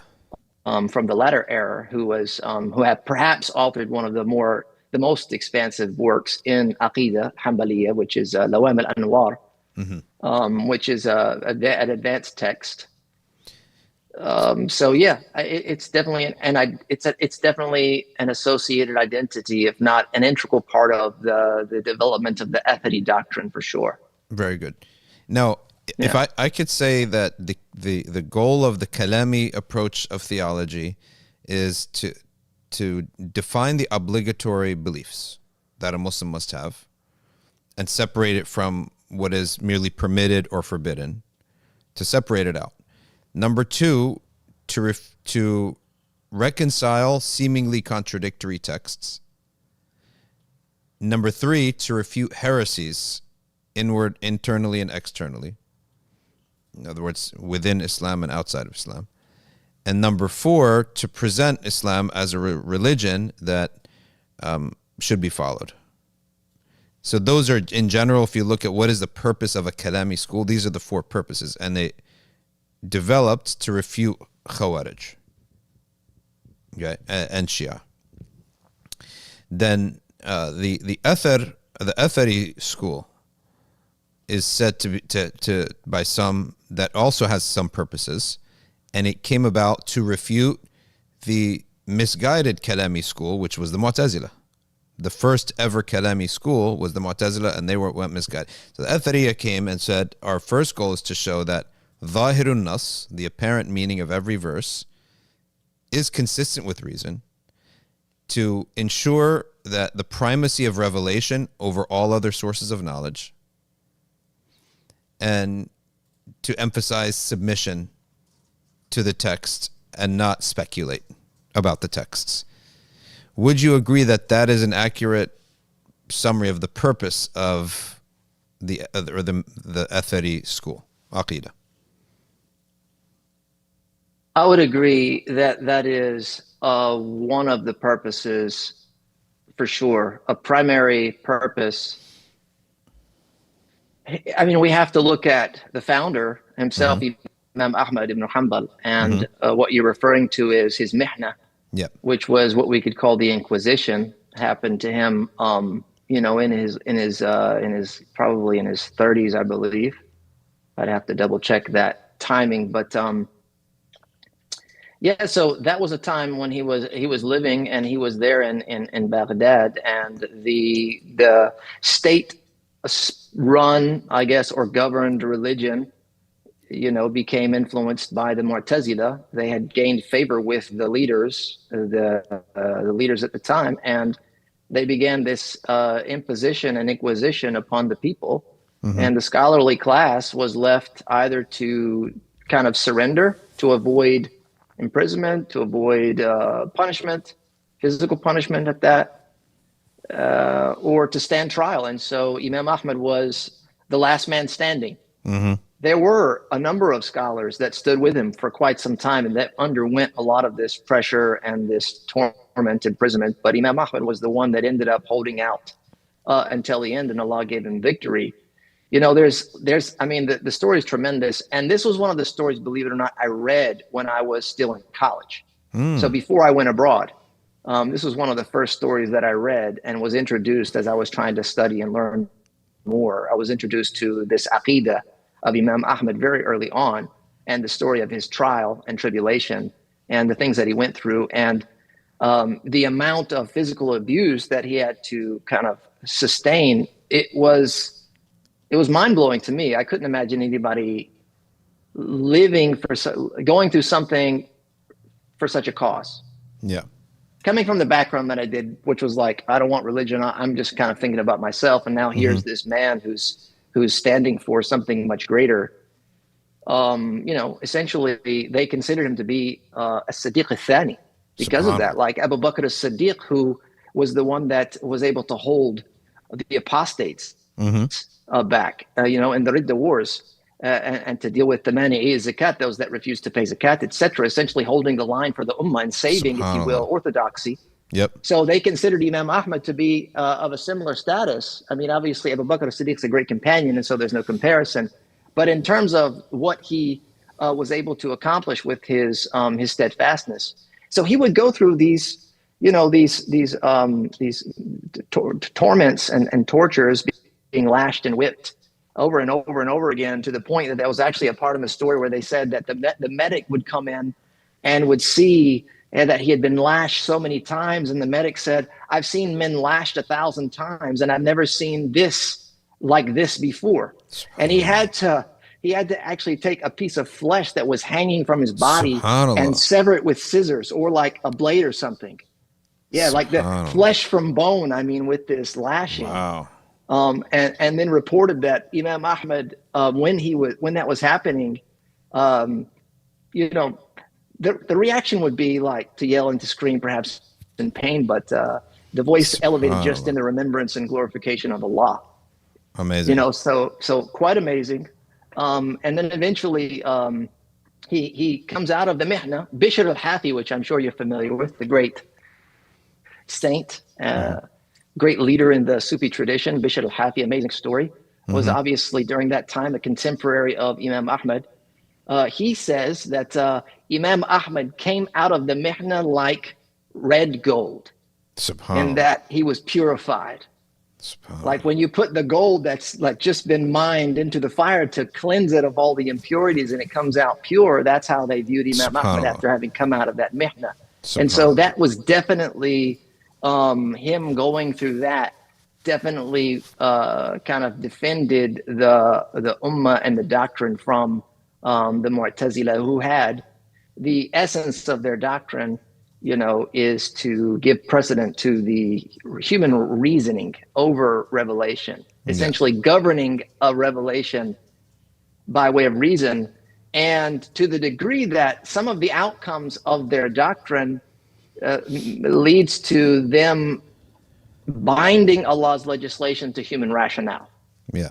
And that's like the issues of tahsin and taqbih, you know, what's deemed to be morally sound and rewardable versus what's sinful and repugnant. They believed that was purely aqli, and that because it was something that human understood, Allah had to legislate it that way accordingly. That was one of their big heresies, is saying that God is bound by justice. Yes. Whereas a clearly logical and not just scriptural, but logically, if you are the creator of all things, then you cannot do injustice. Right? These are all your objects, your creations. So, which is the correct opinion on that. And so when Allah Ta'ala is just, it is something that, a standard he's setting upon himself, not some scale that exists somewhere in the universe that he has to, that it's external from the creator, that he's bound by. Of course. Yeah. So philosophically, we would say that Allah does as he wills. He could do with his creation as he wants. He could reward or punish as he pleases. There's nothing binding him to that. But as an attribute of Allah subhanahu wa ta'ala being the just, or the adl, you know, then it only makes sense, if you will, if we're talking about those, what's wajib, what's mustahil, what's mumkin or jaiz, those categories you mentioned earlier about what's I guess rationally obligatory or mandatory, etc. Then here you're talking about Allah subhanahu wa ta'ala and one of his attributes of being just. Then for him to do something that contradicts that, it doesn't go together. It's inconceivable for the definition of Allah once you recognize that his attribute. And one of the mistakes that people say is God's actions just or unjust or good or bad? The answer is that you're asking the wrong question. You're asking about af'alullah. You haven't described sifatullah. The essential attributes of Allah is that he is al-adl, and he is al-hakim, and he is al-hamid. So every single thing that comes from this creator, all of his actions and the creation itself will always be just, as his attribute is just. And he's one, so his actions will always reflect his attributes. He is just, wise, and good, being al-Hamid, being good. One of the meanings of al-Hamid could be that, the good, all good. So, all good, in Allah tayyib. Tayyib. So he's tayyib too. So when people ask this question, there's a little snuck premise, and this is the exact purpose of kalam, is to take the question and see where's the question wrong. There's a little snuck premise that you're separating between the essence and the action. And the whole definition of God and the definition of the meaning of Allah subhanahu wa ta'ala is that he is ahad. He's one in himself. Therefore, his attributes will never be severed from his actions. And therefore, the real question is God just? Yeah, his name is al-Adl. Yeah, and his name is the wise. That's his attribute. And therefore, everything he does is that. If you see something other than that, okay, then there is going to be a wisdom for it and an explanation for it, such as humans oppressing one another, or one being rich and one being poor. So we say that's not injustice at all. Injustice is, if a human does a good deed, will he be compensated? And if a human oppresses another human, will he be compensated? Will justice occur? And we have scripture proving all of that. So that's, I personally look at the Athari creed and the Kalami creed, their purposes, as they complete one another. One is out there fighting heretics and philosophers, and the other is holding down the fort, in a sense, that ensuring that what the Mu'tazila did doesn't happen again. And the Mu'tazila, they themselves started off praiseworthy. People were praising their refutations of others until they went astray. And then the Imam Ahmad ibn Hanbal stood his ground. But when I talked to Shaykh Hatim al-Hajj and I said, here are the Kalami principles. This is the goal of Ilm al-Kalam. Here are the Athari principles, right? And every Muslim would agree to all of them, right? All of these principles are extremely important. So it's like they complete one another, and as a reason, that's one of the reasons why I insisted we have to have the Athari representation on Arkview, because Arkview has 4 madhabs, and it has the Ash'ari and the Maturidi and the Hanbali Athari Aqaid. Because if you're truly representing Islam and Ahl Sunnah, you have to represent all of it, not just what you know or what you like. And the complete representation of all the fiqh and Aqeeda is what's going to make you healthy. And hence, we're teaching Qalaid al-Iqyan this fall, inshallah, in your class on arkview.org. So, yes, sir. Yes, sir. But Qalaid al-Iqyan is not one of the books. Al-Ayn wal-Athar is not one of the books you mentioned that you studied in Medina. So you studied it somewhere else? Yeah. So definitely not one of the books I studied while I was in Medina. In fact, Qalaid al-Iqyan was not a book I was even familiar with at the time. I was familiar with Al-Ayn wal-Athar. That was a book that came across my purchase list, and I think I ended up buying a copy of it when I was there, probably in a random bookstore somewhere in Medina. But it was not the focus of our curriculum, and those types of books were not being taught outside in the masajid. Yeah. So my kind of exposure to Qalaid had not really been a thing, and so that was something that I had to study later after I graduated and moved back to the United States. Actually, here in New Jersey, I've been here in South Jersey for almost 13 years now. Did a little tour in New York for about a year. Yeah, tried it out. Obviously, I moved out. So, Islamic Center of Cherry Hill, what is it called? The Greater. In Cherry Hill, the masjid I'm at is GCLEA, Gracious Center for Learning and Enrichment Activities. Everyone calls it GC for short here. GC. Okay. So, and one of our guys just opened a coffee shop there, and he's your musalli every salah. He's there. He's there quite a bit. Yes, he is. So, mashallah. So you're teaching now Qalaid al-Iqyan. Adif is going to put that poster up, and tell us about the book. Tell us about what do people learn in the book? What are the principal goals of this class and of the course? Oh yeah, of course. And we've already begun introductory classes into the book. So a lot of this is fresh on my mind, having just gone over it with the student body, which is growing by the day, alhamdulillah, and has proven to be a very studious group of students. Alhamdulillah, it's very promising as we're just still at the beginning. So the text, Qalaid al-Iqyan by Ibn Balban, there's a couple things that we have to look at to understand where this book is positioned within the tradition. Okay, so Ibn Balban is of the latter era, and he was alive in 1000 that time. That was his time in Damascus. He was actually the Shaykh at Jami' al-Hanabila in Salihiyya. Can you say who some of his contemporaries were? That's around Suyuti's time. 1,000. So like I could tell you from the Hanabila. So like Abdul Baqi al-Ba'li, the author of Al-Ilm al-Athar, was a contemporary of his, for sure. Imam al-Bahuti would have been, he went to study with him in Egypt. So Imam al-Bahuti dies at 1050. So, you have a number of, yeah, I mean, this is like the golden era, I think, for the Hanabila of the latter time. Yeah. I mean, I think the golden era for the Hanabila really is kind of like Ibn Qudama coming to Damascus, establishing kind of the stronghold there in Salihiyah, and then just things flourish. And the development, just the process is just picks up and really solidifies the school.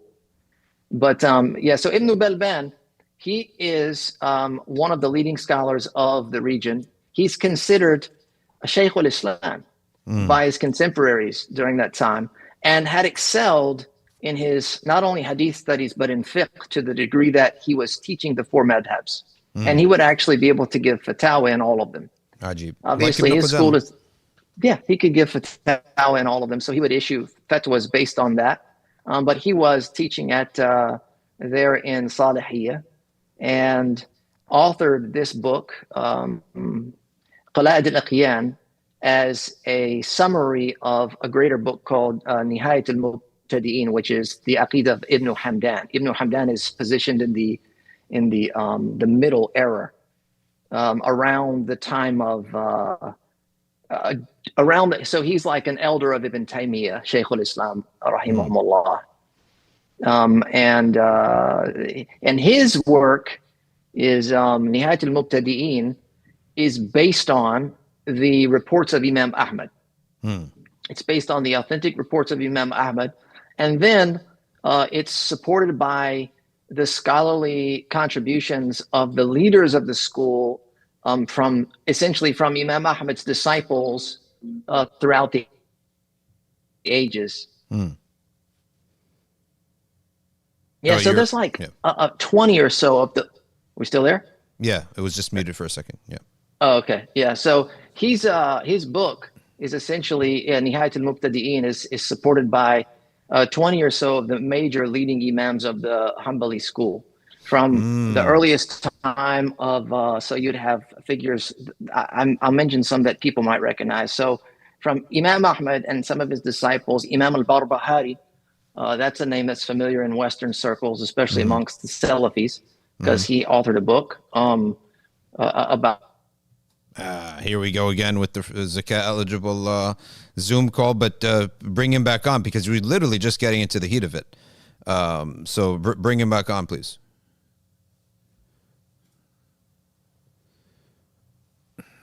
And I'm going to message our EP, Omar. Inshallah, Omar will, he will, he will get us out of the zakat eligible. We can just take advantage of the free Zoom from the Rutgers.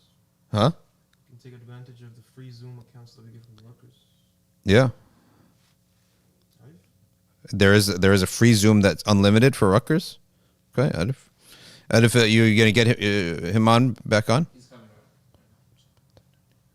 Or use like Google Meets, using our own instead.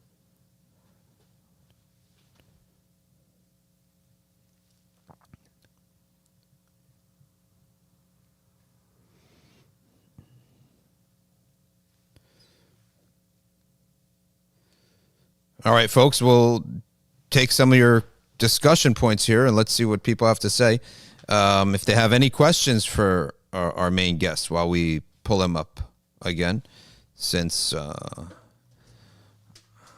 how can I give zakat to the Zoom?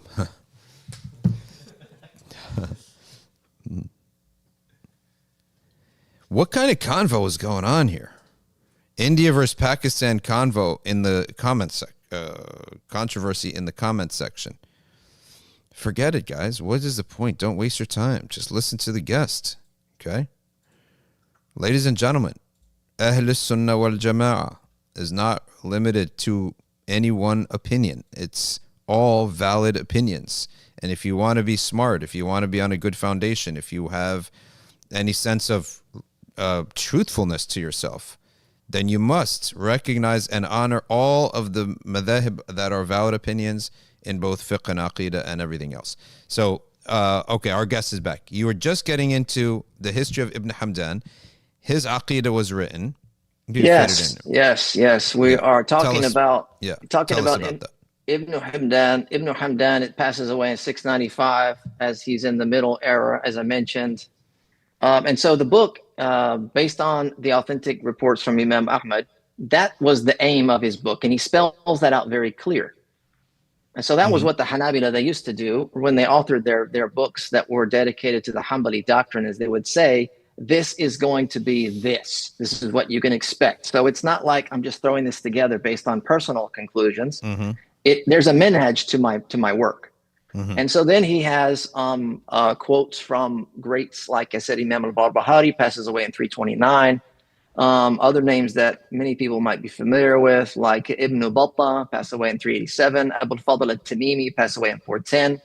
Al-Qadi Abu Ya'la, who passed away in 458.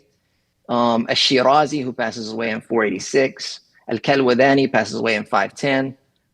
Then you have Ibn al-Jawzi, for example, passed away in 597. And then, of course, Ibn Qudama, who passed away in 620, among others that were quoted in that work as supporting references.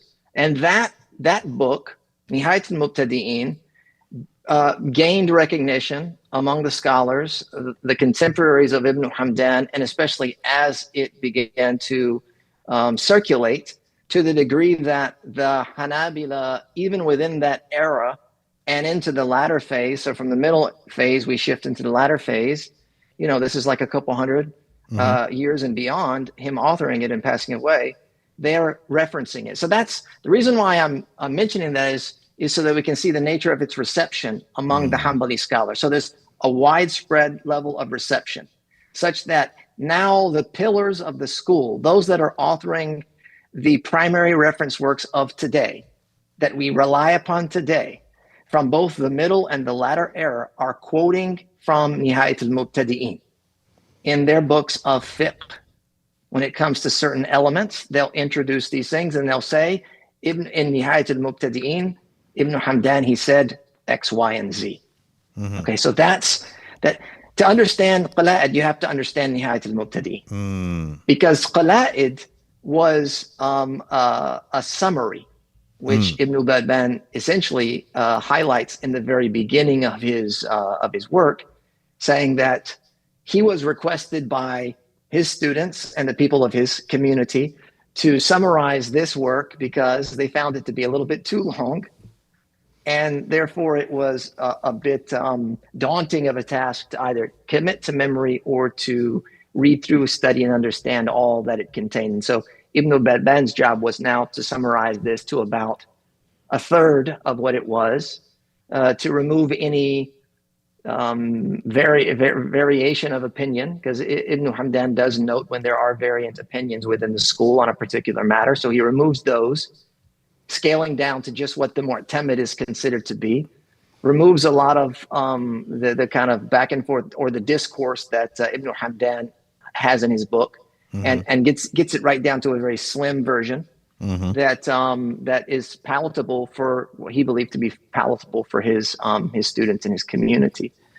And so that then became the standard by which the Hanabila would use as a teaching manual from that point forward.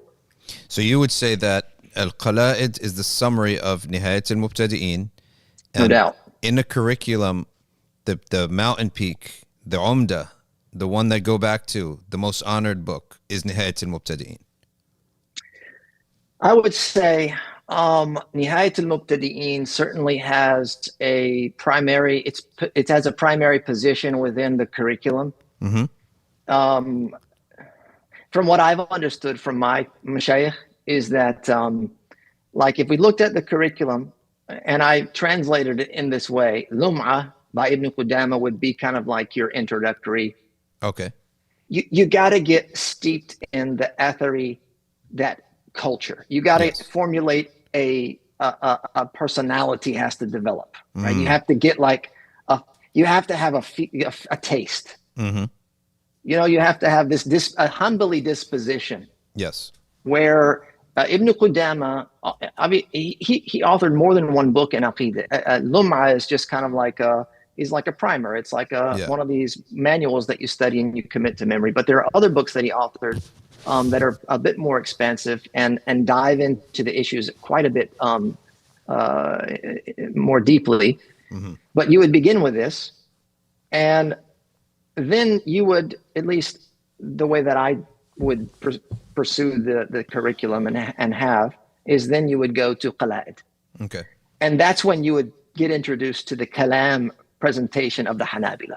Okay. Right. So Ibn Balban, because the Kalam tradition is accepted by the Hanabila very early on. Imam Ahmad has different riwayats, by the way, narrations as to his viewpoint on Kalam. Mm-hmm. And so initially Imam Ahmad is very reluctant and is telling people to avoid Kalam because he's dealing with the negative downfall of it, or the misguided version. Yeah, he's dealing with the misguided version of Kalam. Yeah. So he's telling people, look, don't pursue this. Mm-hmm. But then as he is being put to trial, and he's now having to go before the judge or before the ruler and have to debate. I mean, that's essentially was a series of debates. Yeah. So now he's having to utilize a language and a framework that is going to win. Yes. And so he says we wouldn't have delved into argumentation. Yeah. Except that we were made to. Mm-hmm. And so now we do. Yeah. And essentially, that's where the scholars of the Madhhab very early on, they go back and forth between the scholars of the Madhhab as to what the actual ruling is. But very early on, it's accepted. And from some of the earliest works, Al-Qadi Abu Ya'la, Abu al-Fadl al-Tamimi, for example, you can see their works are they have the frameworks, they have the scaffolding of the Kalam, kind of approach. Mm-hmm. And then Ibn Hamdan, he also works that in to his Nihayat al-Mubtadieen, as does obviously as the summary of Ibn Balban in Qalaid al-Iqyan. So that's where the student would get introduced to the terminologies. They'd start understanding the argumentation, how the debate works. You start with categorizing things now in clear categories. So like Ibn Balban, he has like 5 chapters. First, you begin with Ma'rifatullah and Sifat of Allah. You talk about the first obligation of the believer. You talk about what's required of you to fulfill that obligation. And then you begin to highlight what are the attributes that you believe in and how you believe in those attributes of Allah subhanahu wa ta'ala. So we're introduced to the terminologies like what is wajib al-wujud, what is mustahil, what is mustahil al-wujub, what is mumkin al-wujub. Then we're talking about wujud, and then we're talking about what's qadim versus what's hadith. Correct. What's the difference between terminologies like what's wujud versus adam. And then we're looking at from that point, from the sifat, then he moves into sifat, then he moves into af'al of Allah subhanahu wa ta'ala, and then the ahkam, related rulings about defining Islam and iman, etc. And then he looks at other baqiyat as-sam'iyat, which are the revelation-based doctrinal issues about belief in the hereafter and the various details that are related to that. And then he talks about in his last chapter the prophets and imams. So then we start talking about mu'jizat and karamat and the various different miracles of prophets and the wonders of the saints. And then you talk about the imams and the rules that pertaining to the imams, not like the imams of the religion, but the imams of the dawla, the rulers. Yeah, you start talking about the rulers and the things that are related to them. You talk about the companions because those were among a'immat al-ummah, not just the companions, but also they were leaders. So that kind of summarizes what you get within that book. And my experience is that Qalaid gives you the spectrum. It presents to you the entire spectrum of a broad scope of what it is that our doctrine is comprised of, gives you all the basic issues in a nice organized structure, provides some tools to safeguard, as you mentioned now, how to address these questions, how to defend against the doubts that are presented even today in modern society. Yep. And then from there, you graduate. I would say you would move on to al-ayn wal-athar. That's my program. Is al-ayn wal-athar is very similar to Qalaid in that the initial chapters are aligned with some slight summarization, and then it gets half of the book is dedicated to the issue of the Quran.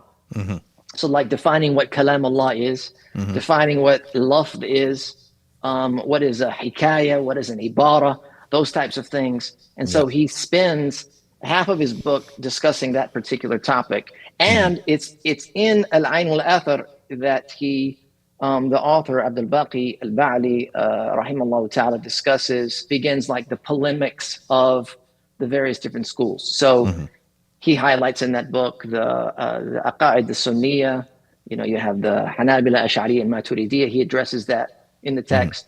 And then he talks about the major differences between the schools. Yeah. There's a handful of differences of issues that the schools differ on.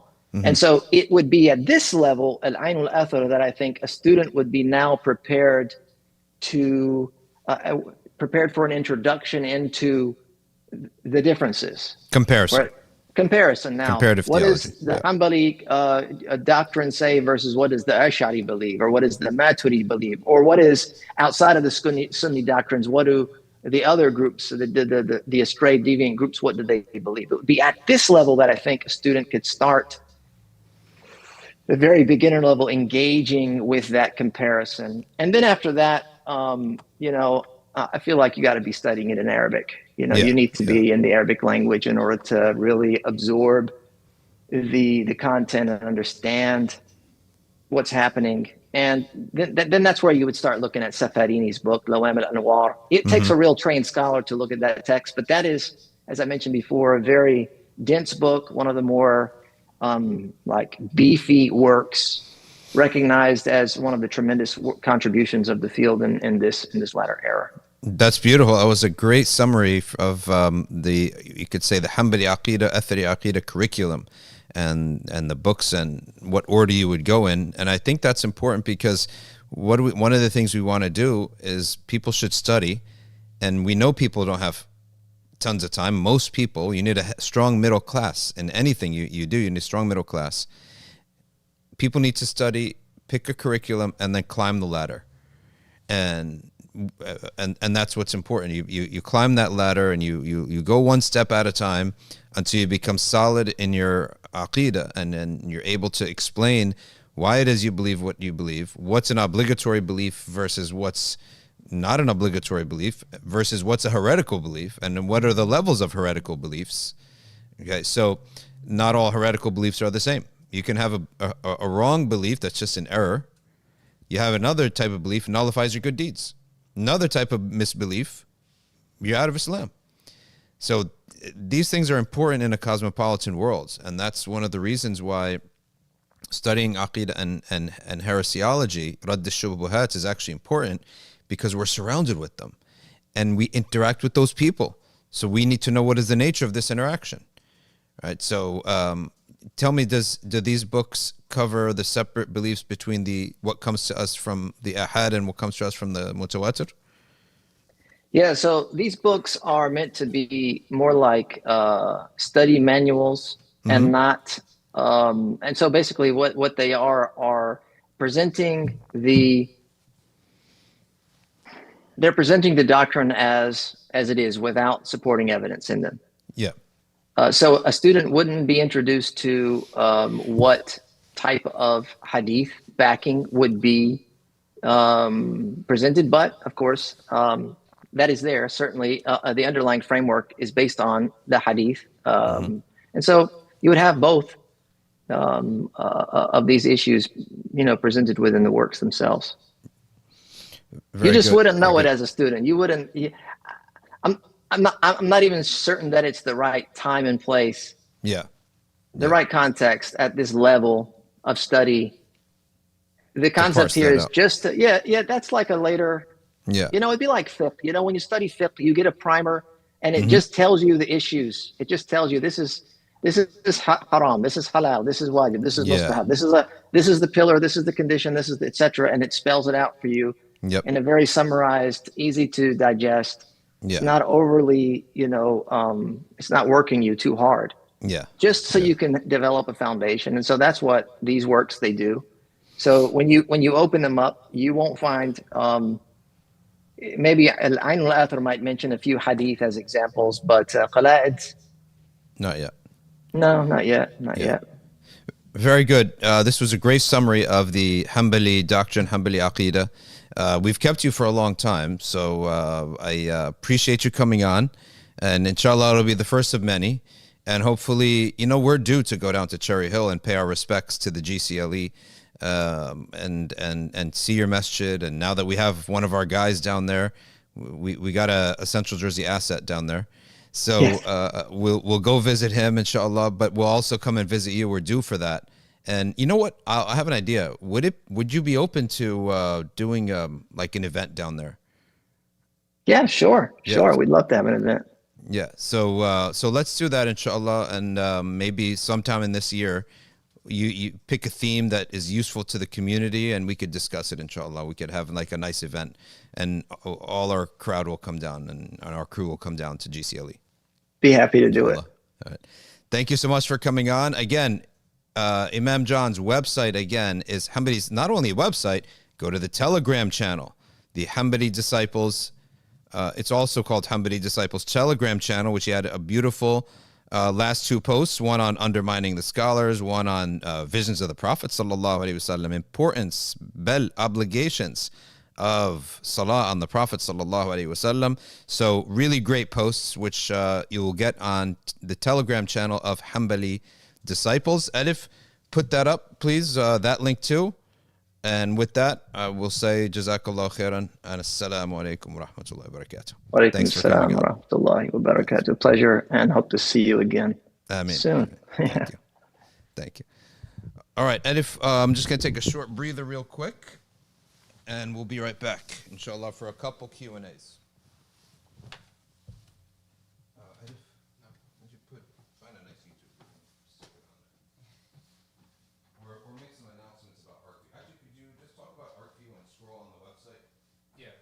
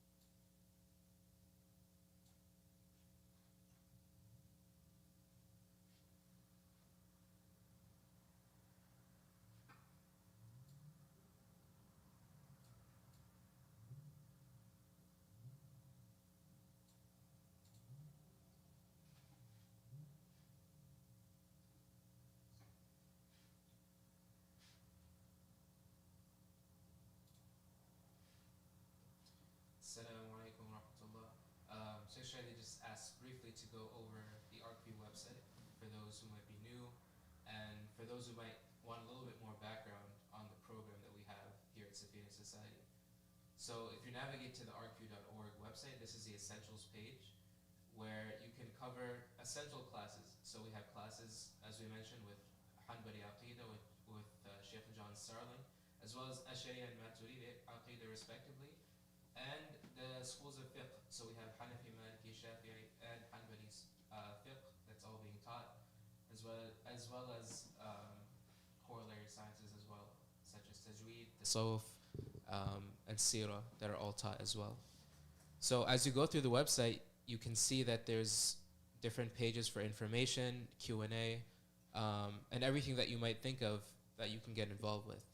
Now, if you have a serious student of knowledge who wants to develop their knowledge of Arabic before diving into some of these advanced classes, they can also navigate to the Arabic specialization program, which is with Sheikh Mahdi Locke, which we also have an episode about that you can look at from our channel, inshallah. But the Arabic language program goes in depth in classical and contemporary Arabic, and it's something that is a bit more of a commitment, and it's a more of something that you would do full time. So this is something that it's like if you want to go really deep into Arabic and you want to get to a proficiency. Here it says a C2 level reading of proficiency, but there's different levels, inshallah, that you can check out. So once again, this has been a short, brief overview of the Arkview page and all the classes and offerings that we have. Jazakumullahu khairan. Well done. Whose WhatsApp is open so I can send you a message? It's mine right. Your WhatsApp is open. Okay. Your mic wasn't on for like the first half.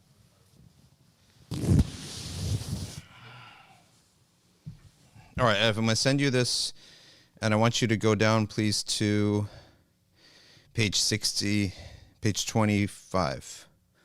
Hold on, I'll send it to you. I want to read something from Nihayat.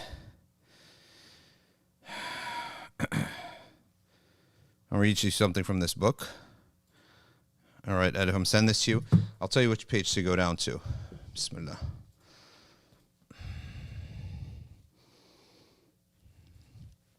Let's read a little bit from the Hanbali Aqeeda and the Athari Aqeeda. Bismillah. Here we go.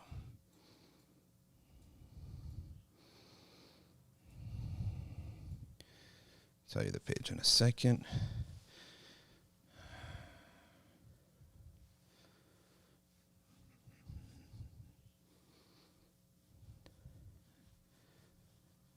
Here we go. Bismillah.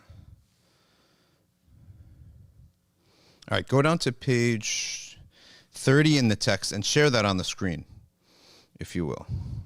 Page 30 in the text. And share it on the screen if you can. Yeah, it's on the screen. You got it? Okay, good. All right, here is it's page 30 in the text, page 32 on the PDF, and it's Nihayat al-Mubtadieen. It's the text of Nihayat al-Mubtadieen by Imam Ahmad ibn Hamdan al-Athari. And he says here, أن الله تعالى ليس بجوهر.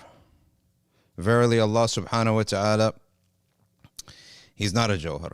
And the jawhar is something that is the smallest indivisible piece of matter. Okay? That's what a jawhar is.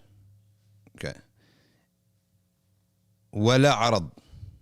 And he's not a arad. What is a arad? A arad is that which exists upon something else. All right, we're all the way at the bottom of that page. Go to the where the footnote is. Scroll up a little bit. Okay, yeah, with the footnote too. Good. So he's not arad. Now some people say, well, this is not the language of the Salaf. The Salaf never said these words. Okay, that doesn't mean we don't have rulings on them. They never said cryptocurrency either, right? But we still have to give fatwa on zakat on cryptocurrency. So when people said these things or referred to these things or believed these things, a ruling is still needed. Just because the Salaf didn't discuss it or negate it does not mean they wouldn't have if it was brought up. And these are some of those terms. So jawhar, when it's defined as a substance, in that definition, of course, Allah is not that, a material substance. Or a'arad. A'arad is like green, for example. Green cannot exist by itself. It has to exist upon something else. Okay? Anything that can only exist upon something else is a'arad. And we negate that for Allah Ta'ala. وَلَا جِسْمٌ. Nor is it a jism. Well, how do we define jism? According to the definition that it is a body made up of multiple jawahir. any body, anything that is a material that has a top and a bottom and a right and a left and an inside and outside, must be negated for Allah, and Allah negates it in the Quran as a jasad. عجلا جسدا له خوار. And the jasad is a specific kind of body, that is a body made of flesh and blood. ولا تحله الحوادث. Nothing hadith. Now go up to the next page, top of 31. Al-hawadith are created things, things that came into being. Things that came into being will never exist inside the essence of God. وَلَا يُحِلُّ فِي حَادِث. And He Himself will never subsist inside of something created, which is a direct negation of the Trinity, of God, the idea of God being holy and being in the earth as the sun or whatever.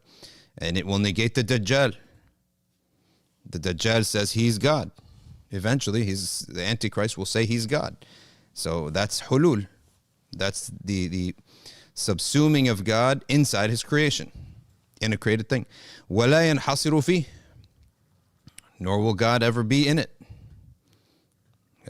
بَلْ هُوَ بَائِنٌ مِّنْ خَلْقِهِ. He is wholly separate from His creation.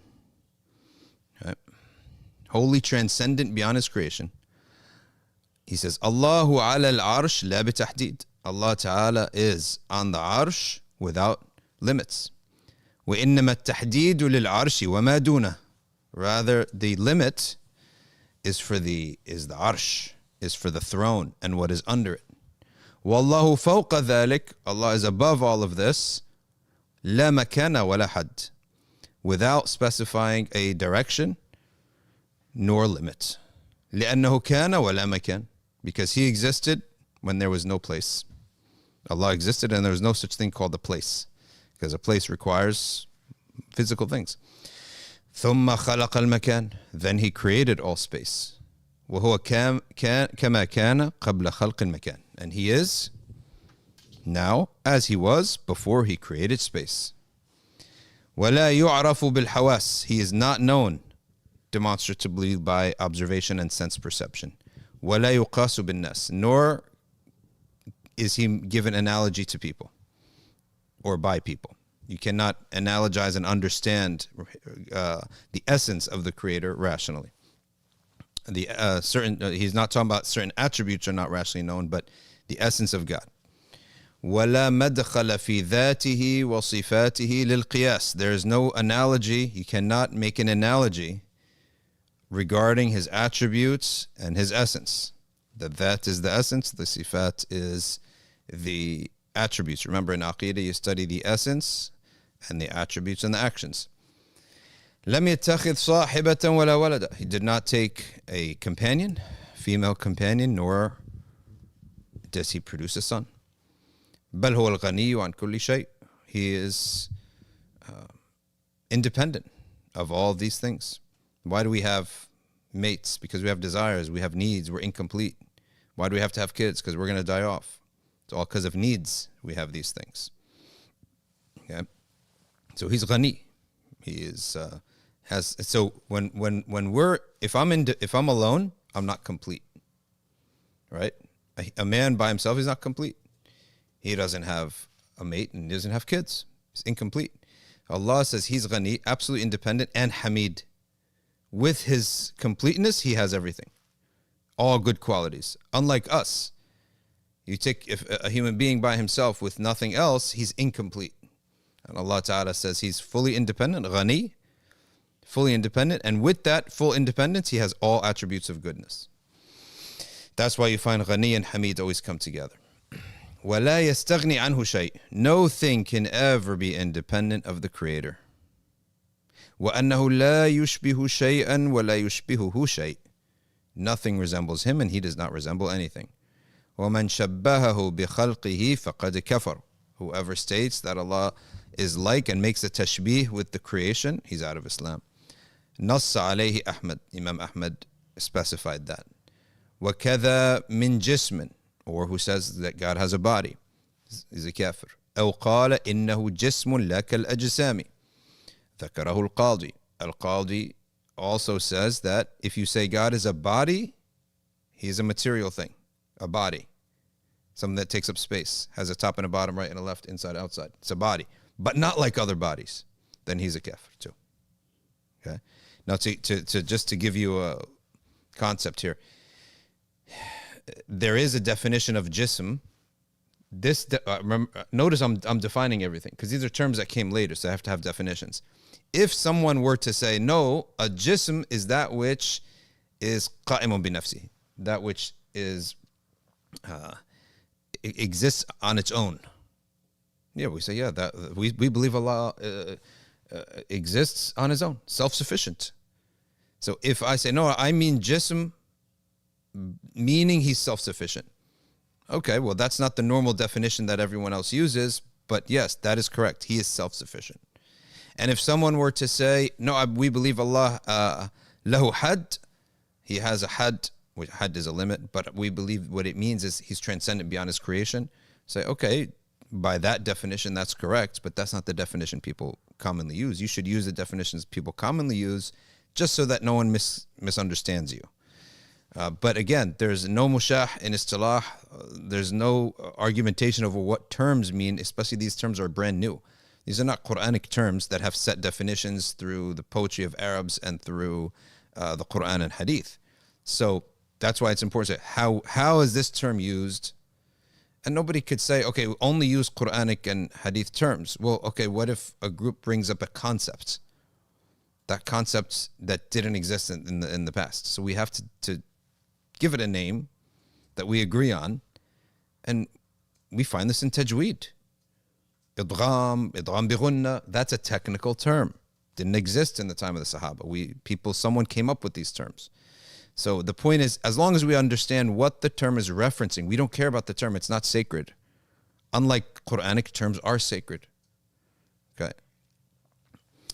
They are sacred. If it's mentioned in the Quran as a term or in the Hadith, it becomes like a sacred term. So that's an important part about terms. لا تبلغه الأوهام. Your mind will never wrap its head on the essence of a transcendent, timeless, bodiless creator. So you have to understand that. There is a limit when it comes to that essence. As for the attributes, yes, we can understand the attributes. How can you understand a fifth dimension? Can you understand a fifth? Can you understand there's no dimensions? We can't conceptualize of anything except for 2 or 3 dimensions. That's it. Just as we understand this concept, right? 2-dimension, like 2-dimensional pen right here. 3-dimensional pen right here. We get it, all right? There's a pen on the book cover. We get that. 4th dimension. No, my mind can't wrap around it. Something existing without a body. Can't wrap my head around it. Okay? That's what he means by these things. The essence. So there's a limit on the essence. But as for the attributes, no, we can discuss that and understand our Creator and know who we're worshiping. وَلَا تُضْرَبُ لَهُ الْأَمْثَالُ. No method, no analogy could ever be sufficient for God. Okay? And anyone who gives an analogy must say, وَلِلَّهِ الْمَثُلُ الْأَعْلَى. And Allah Ta'ala has the highest method. وَلَا يُعْرَفُ بِالْقِيلِ وَالْقَالِ. And Allah Ta'ala, you don't know God by he said, she said. You need absolute, firm, supporting evidence about God. When you go to some of these other religions, like Scientology or some of the other these fake religions, and they're just talking, and they're saying, well, the universe is this, that, or the other. Okay, on whose authority is it? Has to have authoritative transmission. وبكل حال فما خطر بالبال أو توهم الخيال فهو بخلاف ذي الجلال والإكرام.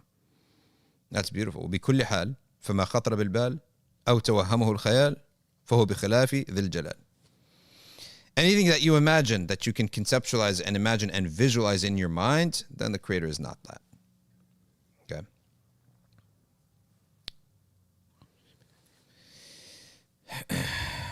ونجزم بأنه سبحانه وتعالى في السماء. And we affirm that Allah Ta'ala في السماء, in the heavens.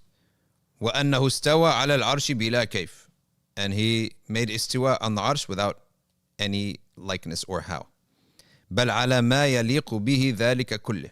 Rather, in a way that befits His Majesty. This is what we're saying, where the athari principle is that the ظاهر النص, the apparent text that Allah gives, does not contradict reason. He's going to tell you how right now. ولا نتأول ذلك, and we don't try to interpret this. ولا نفسره, nor give it an explanation. ولا نكيفه, nor say how. ولا نتوهمه, nor imagine it. ولا نعينه, nor specify it. ولا نعطله, nor negate it. ولا نكذبه, nor say it's a lie. بل نكل علمه إلى الله تعالى. We resolve the knowledge of this and to Allah Ta'ala. Right? Or what's the word? We relegate the knowledge of this to Allah Ta'ala. Okay, so these transmissions that have come to Allah, this is the belief about them. Now we talk about as-sifat al-khabariyah. We call these categories as-sifat al-khabariyah. And this is the point of discussion in Aqeeda. When people say Aqeeda, oh, there's controversy. This is what the point. Someone wants us to talk about Jews. We're always talking about Jews. But sometimes you have to talk about our deen too, our heritage. Okay? ولا نجزم بنفي ونجزم بنفي التشبيه والتجسيم. So how are we submitting to the acceptance of these texts as it is? Without all the things that he just mentioned. But what we are negating is any likeness or bodiliness to God. Okay? Any likeness. Cannot say it's like these two physical things. Or anything that would inform a body to God. وكل نقص وكل نقص نجزم بنفي التشبيه والتجسيم وكل نقص, in every deficiency we negate for God. وكذا حكم جميع آيات الصفات وأخبارها الصحيحة الصريحة. And in this manner we treat all the صفات الخبرية. Right? All the and the hadith that comes to us from sahih, sound transmissions. Okay? And sound transmissions, sorry. All right. So to repeat them again. نجزم به, we believe in them, we affirm them. Yeah. على ما يليق في ذلك, in a manner that is appropriate to that, without interpreting them, without giving a tafsir. Take care, Arifu.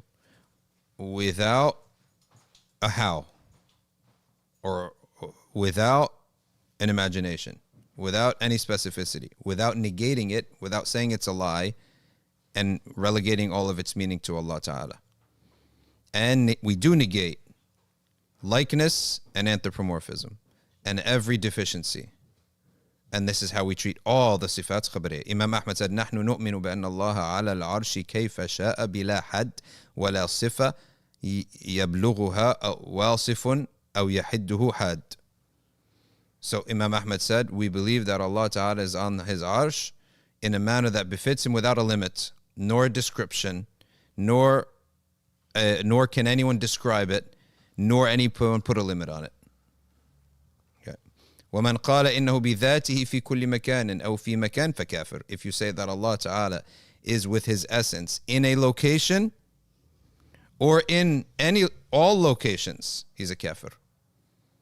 لأنه يلزم منه قدم المكان. Because this would require to believe that some location or space is pre-eternal with God.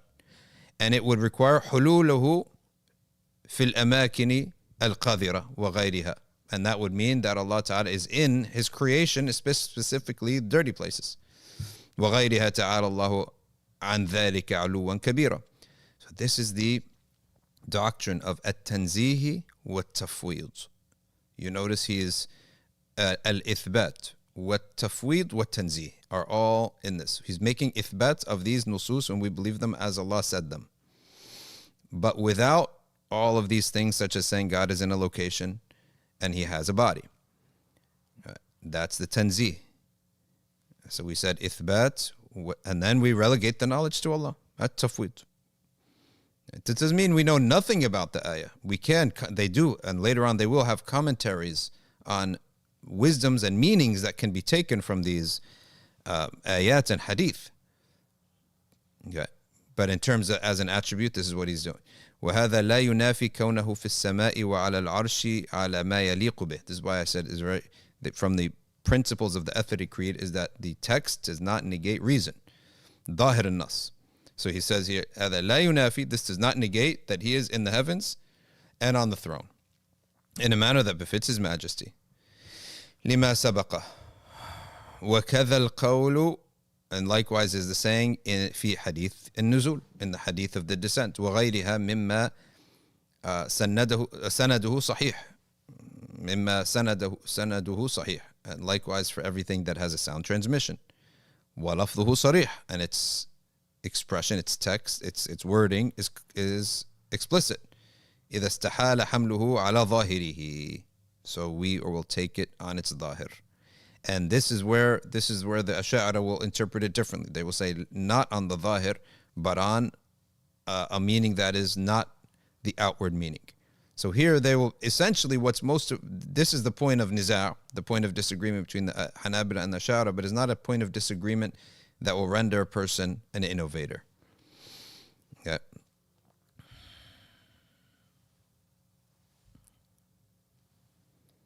So here is why we're saying that it's a matter of discussion and not a matter of innovation, because Al-Qadi says here, an-nuzul sifatu dhatihi, the descent is an attribute of his essence, and we do not say that his nuzul is a movement from one location to another. Once a person says that, then he has fulfilled his tanzih. He's fulfilled the tanzih. We say that his nuzul, his descent, is not transportation from one location to another, because either way you have, for Allah Ta'ala, at that point you have made hulul. You say he's inside of his creation, whether he transports or not. Hulul, which he just negated earlier. He negated hulul fi hadith, that Allah Ta'ala will ever be inside of the creation. Keep in mind that Dajjal will say he's God, and he will be walking in the creation like everyone else, and he will have a body, and he will have limits, and he will have a location, and he will take up space. Therefore he can't be God. And if Christians recognize this, then they wouldn't worship Jesus. Okay. والاستواء عند أحمد صفة فعل. Istiwa for Imam Ahmad is an attribute of action. And it's also been said it's an attribute of his essence. And that it is al-ulu wal-irtifa', which is highness. قال ولم يزل الله عاليا رفيعا قبل أن يخلق عرشه فهو فوق كل شيء. Then Allah Ta'ala is high and elevated before he even created the arsh.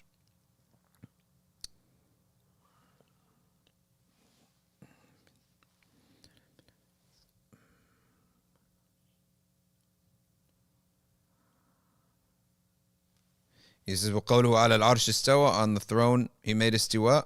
عَلَى بِلَا مَمَاسَّة, he is above without touching. I think mamassa here means by touching. وَالْأَوْلَى تَرْكِ الْقَوْلَيْنِ, and it is better to leave off both sayings. Ibn al-Jawzi chose, he says, وَاخْتَارَ ابن الجوزي نفي الجهة, negate any location for Allah Ta'ala because of the lawazim, of course. The lawazim, the necessity of a location is space, by necessity. وَحَكَاهُ عَنْ أَحْمَدٍ مِنْ رِوَايَةِ Hanbal, and Ibn al-Jawzi narrates that from Imam Ahmad, the negation of jiha, a direction for God. وإليه مي ابن عقيل والقاضي أولى. Okay, I think what he's saying here, وإليه ميل ابن العقيل والقاضي, and Ibn Aqil and al-Qadi lean towards that, and that's preferable, he's saying here. وفي الرواية عن أحمد ضعف. However, some people said that narration from Ahmad is weak. فإنه قال الله فوق عرشه وعلمه بكل مكان. وأنكر أحمد على من قال إنه بكل مكان. Imam Ahmad said Allah is above the throne, فوق عرشه. He is فوق his arsh, meaning he is فوق, of course, has a more general meaning than على, because فوق فوقهم قاهرون, فوق in domination and dominion. فوق عرشه وعلمه بكل مكان, and his knowledge is in all places. So God is everywhere with his knowledge. He has knowledge of all things, not his essence is in those things. And Imam Ahmad negated anyone who says God is in every location.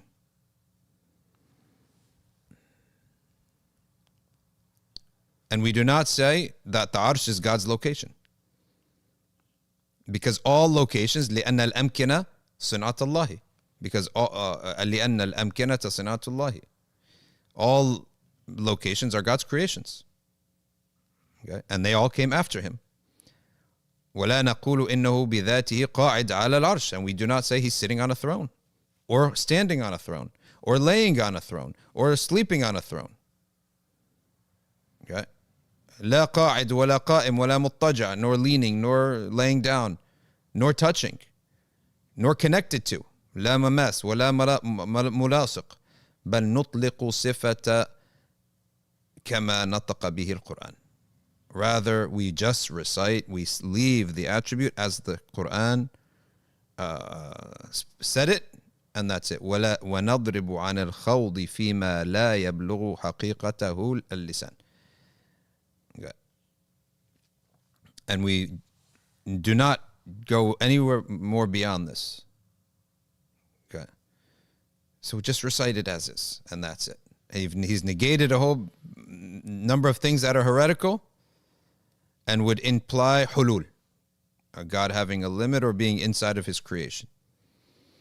And then we relegate the meaning back to Allah Ta'ala. قال الإمام أحمد أحاديث الصفات تمر كما جاءت من غير بحث على معانيها. The attributes of صفات, الصفات الخبرية, you should pass by them, تمر كما جاءت, as they came.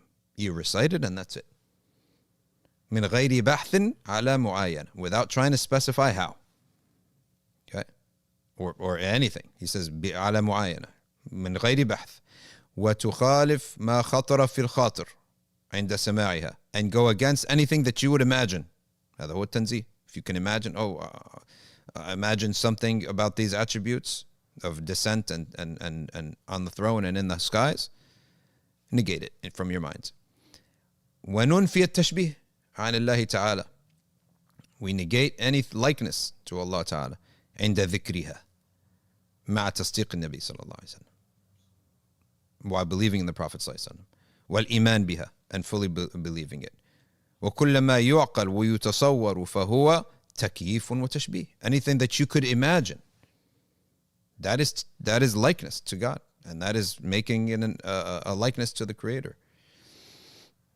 وهو محال, and it is inconceivable for the Creator, for the creation. It's inconceivable. Just like we said earlier, is it conceivable for you to conceptualize of 4 dimensions, 5 dimensions, 10 dimensions? Also inconceivable to conceptualize 0 dimensions. So no conception with our minds is possible.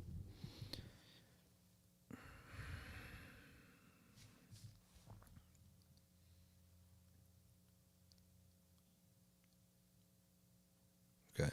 When they say, and this is from the Ash'ari's description, I think the Hanabila would say the same thing, that bila kayf is not that it's a material way, but we don't know how. Like black, white, up, down, right, left. That's not what it means. Bila kayf means without any material reality. So Qadi Abu Ya'la says Allah Ta'ala has istiwa on the arsh without kayf. Wala mutabaqa, or levels. Okay, that he's at one level and the throne is at another level. Wala mamasa, no touching. Wala ma sabilahu taqdir wal masaha, nor anything that has any concept of size or distance. Okay, so anything physical of the matter is inconceivable. Ibn Aqil says in his Ishara al-Arshu wa hamalatuhu Allah Ta'ala hamiluhum, the throne and everyone carrying the throne, Allah himself is in reality the one who's carrying them. So that is a reading, and I literally just scrolled like that with my finger to get past the introductory parts and the copies of the scans. You know how they do that in books, the scan of the manuscript, and that's the chapter I came out. So good, let's read it. That's, our bread and butter right there.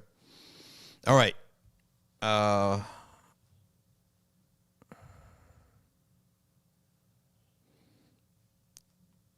Let us now go to,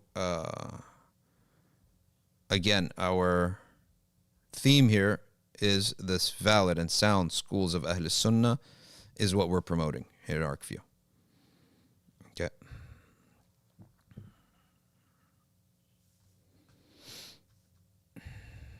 Does the Quran say that God showed himself to the mountain? No. A tajalli is a manifestation. And tajalliyat are creations. Okay. Tajalliyat are creations.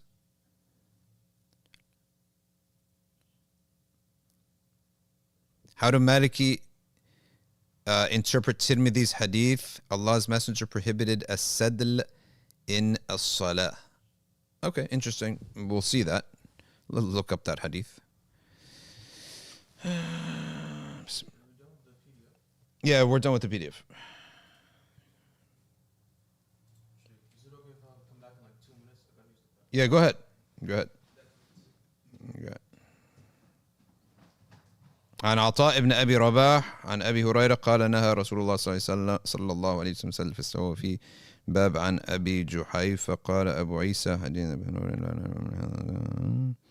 حديث اختلف أهل العلم في السدل في الصلاة فكره بعضهم السدل في الصلاة وقالوا هكذا تصنع اليهود وقال بعضهم إنما كره السدل في الصلاة إذا لم يكن عليه إلا ثوب واحد فأما إذا سدل على القميص فلا بأس.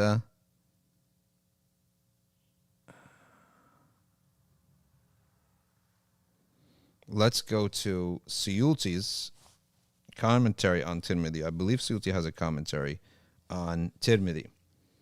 Let's go into that. Sharh at-Tirmidhi. Bear with me, everyone, while I research this answer real quick.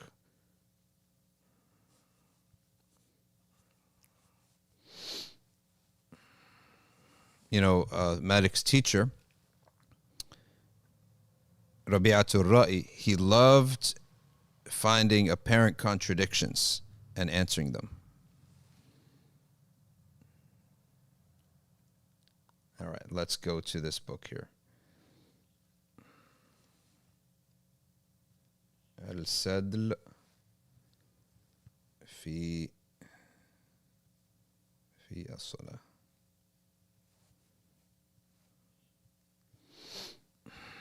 Bismillah. Here we go.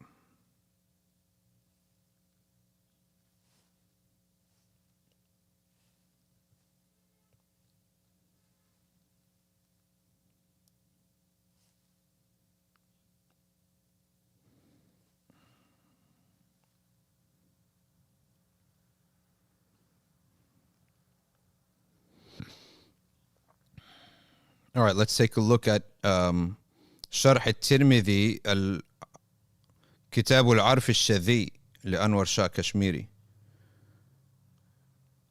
قال شارح الوقاية السدل أن يضع الثوب على الرأس ويرخيه على جانبيه. So السدل here is not referring to placing the hands down. It rather entails putting your garment down from your head. Okay. So the Saudi ghutra. Okay. Putting sadl here is the same meaning of putting down, but it's not putting your arms down, it's putting your garment down that is on your head. يضع الثوب على الرأس ويرخيه على جانبيه. وأقول إن جزئيات المذهب تدل على العموم من هذا فإنه في قاضي خان أنه لو لبس الجبة ويداه في الخارج الكمين يكون سدلا.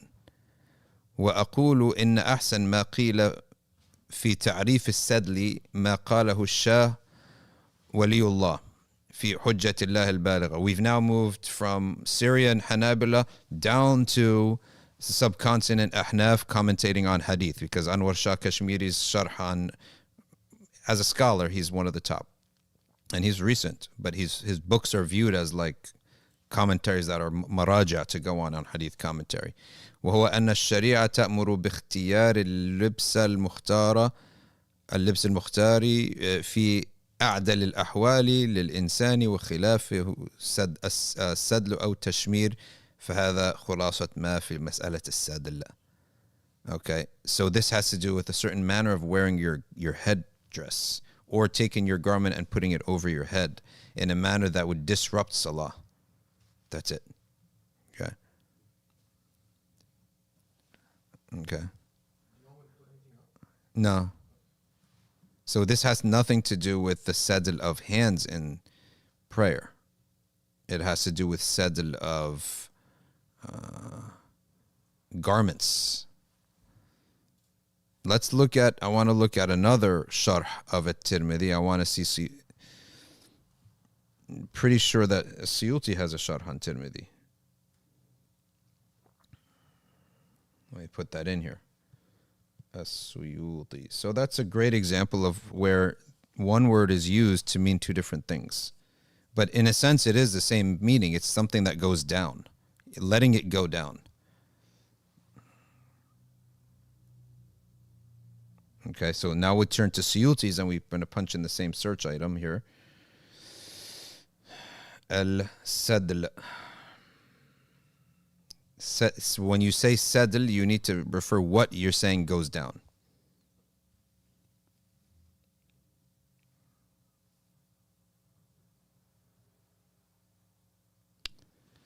Suyuti says,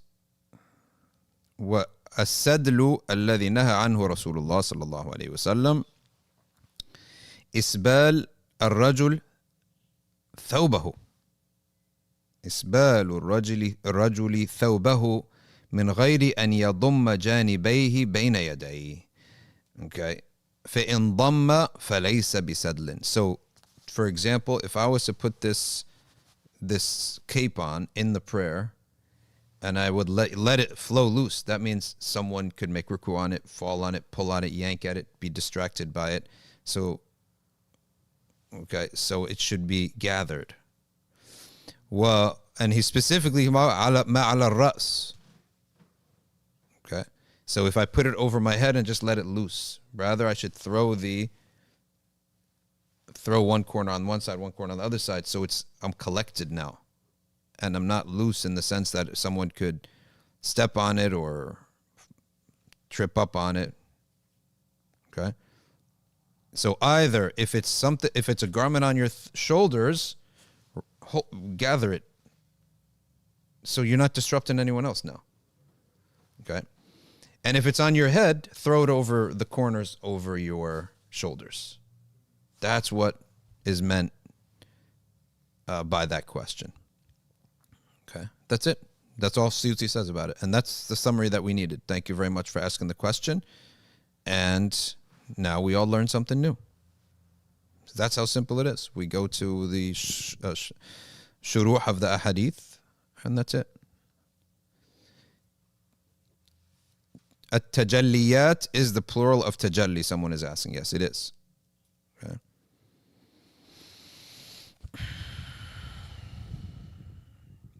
Someone says, my friend is influenced by hadith rejectors. Logic is one of the proofs against it. Reason only. Because the Quran and Revelation, the Quran tells us to follow the Prophet. How are you going to follow the Prophet if we don't have his hadith? Correct? If all living beings are made of water, good question. Does that include jinn or angels? Excellent question. And the question of the matter is, of course, this is just a question that maybe doesn't have any practical implication upon us, but it's a good question on the Quran and hadith. The first answer could be is that what's being spoken of is what we experience on the earth. Okay. And the second answer to that is that the answer, yes, that even angels and jinn may have been made with water, but it's that it's not the dominant quality. All right. Just as we are made of water too, but not just water. In fact, the majority of you would be not water, it's carbon, right? Or a teen. Human being is made from teen. Or min turab, from soil or dirt or dusts, you can say. I don't know what would be the most polite way to say it. But that doesn't mean we're not made of other things. So likewise, just when we say angels are made of light, doesn't mean that's the only thing that they're made of. Could be made of something else with it. And Allah knows best. وَجَعَلْنَا مِنَ الْمَاءِ كُلَّ شَيْءٍ حَيٍّ. But we know that kull can mean all, absolutely all, or it can mean most. with some exceptions, and Allah knows best. If Eid fall on a Friday, do we attend Jum'ah in the Maliki Madhhab? Yes. We say that the Prophet was speaking about a specific group of people who are travelers. He said you can stay till Jum'ah or you can leave, and Allah knows best, but it's a difference in opinion in the four madhabs. Okay, Khabib Nurmagomedov is here, and we have to stop, fortunately. Okay.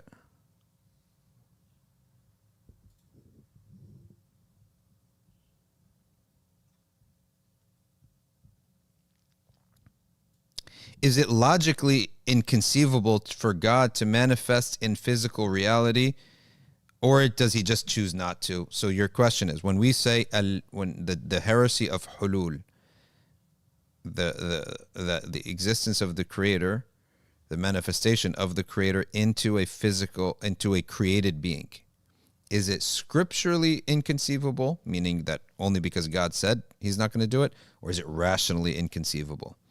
You know the difference. There's three judgments. There's a scriptural judgment, what God said. There's a rational judgment, something being inconsistent with one another, okay, whether it's consistent or not. And the third is the normative judgment, al-hukm al-adi. So you have al-hukm al-shar'i, al-hukm al-aqli, and al-hukm al-adi. And I'm just going to give a quick preface on this because I think it's important people to know. It's really good for people to know. So to give an example, that the existence of a pink elephant is rationally and scripturally possible. Nothing in Islam says there can't be a pink elephant. Nothing in reason says that there can't be a pink elephant, right? But normatively, it's not possible. It doesn't exist. Normatively, we don't have such a thing. Okay. Can an elephant fly? Scripturally, yes. God can make an elephant fly. It's nothing against the religion there. Rationally, yes, an elephant can fly, okay, if it has big enough wings or some other method of flying.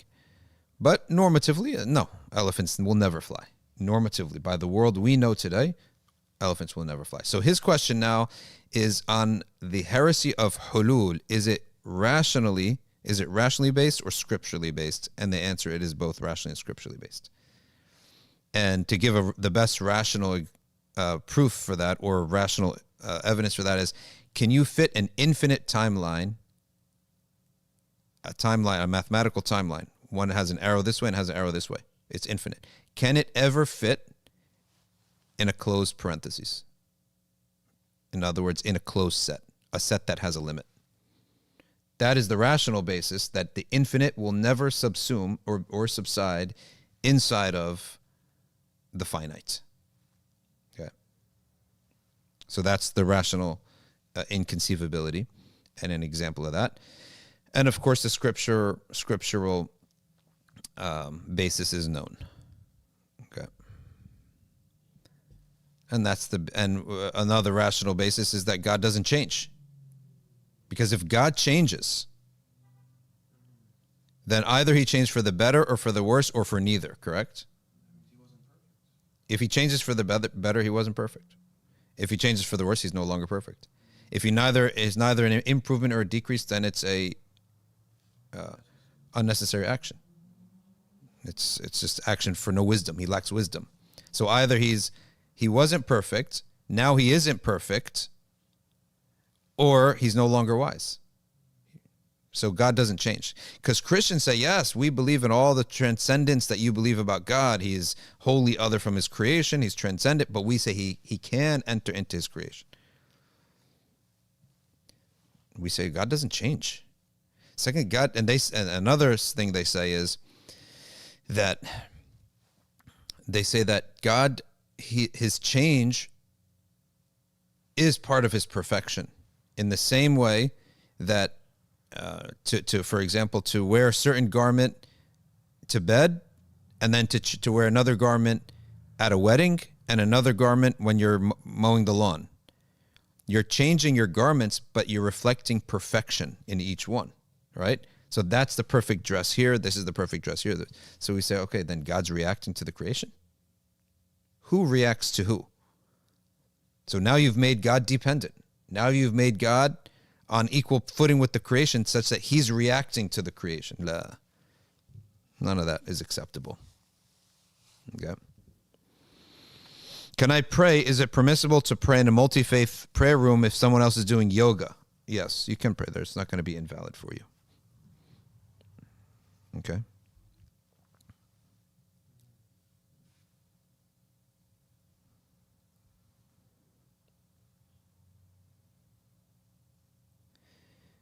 Are we to believe that Allah is invisible to us? Yes, in this life, with these eyes that have an end to them and have set limits that Allah made, we will never see the Creator.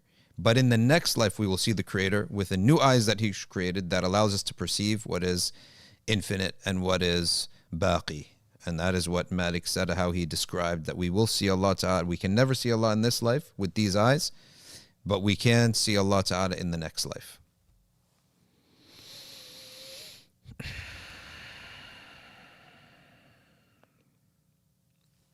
I would like to see Suleiman Van Ale on the show. We have to put him on the show. We went way over the time today. I wonder if the Mossad watches the stream. Mossad's got to be busy with Tucker and Candace, and I don't know if Fuentes flipped or not. You know, they're all from the band of Crusaders. Some of them are maybe nicer than others. At the end of the day, they're Crusaders. Some of them are more closet KKK than others. Obviously, I don't think Candace is closet KKK. But most of them, like Fuentes is not closet. He's open KKK. In other words, basically white racists who believe in the superiority of one race over another. I don't mind someone says, I need to support my people. That's not a problem. But to believe in superiority is an issue, just on the virtue of skin. But those people are... the Mossad should be worried about... the right, because they already lost the left. They lost the left at the level of humanity because of the genocide. They're about to lose the right not because of the genocide. Mostly not. They couldn't care less about Arabs being genocide. They probably would genocide us. They're Crusaders, remember, the closet KKK. No, they're about to lose the right because of Jewish control, Zionist and Israeli control over their country. They've lost their country. I've said it before. They're on suffering parasite colonialism, and they need to foment a second revolutionary war. They need to fight a second revolutionary war. This time, not against a colonizing power, colonizing empire, but rather parasite colonialism. You are literally colonized. You are a colony. Somebody had just the other day. One of these congressmen or congresswomen saying, America, of course, we're the greatest nation on the earth, alongside Israel, of course. Well, why would you have to say that? You're colonized. It's parasite colonialism. There are some people who they go to some country, they catch a parasite. They eat food. No matter how much they eat, they lose weight. Why? Because, and their stomach keeps growing and they feel bloated. That's because they have a parasite inside of them. No matter how much money we have, the country's becoming poor because it's all going to one direction. Every single main industry in the country is completely controlled. Okay. Can't tell me Hollywood's not controlled. Can't tell me exorbitant amount of influence in all these places. I don't mind someone has influence, but be beneficial to the country. Right? Have influence. Earn it, work for it, no problem. I don't think anyone's even saying they got it unlawfully, right? They got it all legally. The question is, for whose benefit is this? Do you care about the local people? That's the question. If there was an amazing caliphate somewhere or an Islamic country somewhere, you think I wouldn't love it? Here as an American, in New Jersey, I would love it. But if you say, hey, listen, rip off your nation, screw over New Jersey for the benefit of the Muslim countries. No way. It's haram. You're asking me to do something unlawful in Islam. And Zionism, the whole thing is unlawful in Judaism. In Judaism itself, it's unlawful. Breaks the 3 codes of Solomon that he said. All right. And the rabbi, we even had a rabbi here who taught us about this. There are some Torah Jews. Torah Jews are against Zionism. Torah Jews are against Zionism on the basis of their scripture. Liberal Jews are against Zionism on the basis of liberal values. Both of these Jews need to stop genocide Zionist Jews before a generation rises. Unfortunately, I think it's already risen, that will not discriminate. Because we in Islam are required to discriminate between ethnic Jews and people who don't want your harm. They don't do anything against you. They don't speak out to destroy you, even. Forget destroying you. They don't even speak out for it. Separate between them and those who are actually destroying you or speaking out to destroy you. You and your religion. We discriminate, and we will always discriminate between those who aren't Muslim but are not harming us and those who aren't Muslim and are trying to harm us. We discriminate. Not all disbelievers are all just one for us. No, we don't view it like that. They're not goy like that Jew and Gentile breakdown. No, laysu sawa, the Quran says. They're not all the same. Right? Someone just respectfully doesn't believe in your religion, there's a way to treat and live with him. Someone is gung-ho about his religion, will argue against your religion, but has never made fun of your God or prophet, will vehemently oppose you, but he is not trying to destroy your life, and he's not mocking your religion. There's a way to be with such a person. But the moment you transfer now to my whole life goal is to mock your religion or destroy you or kill you or advocate for your killing in Gaza or anywhere else, now there's a line to be drawn. We will never be loyal to you. We will be disavowed from you and we will oppose you. Common sense says that too. Okay. So it's not just that they have influence. Go have influence. Good for you.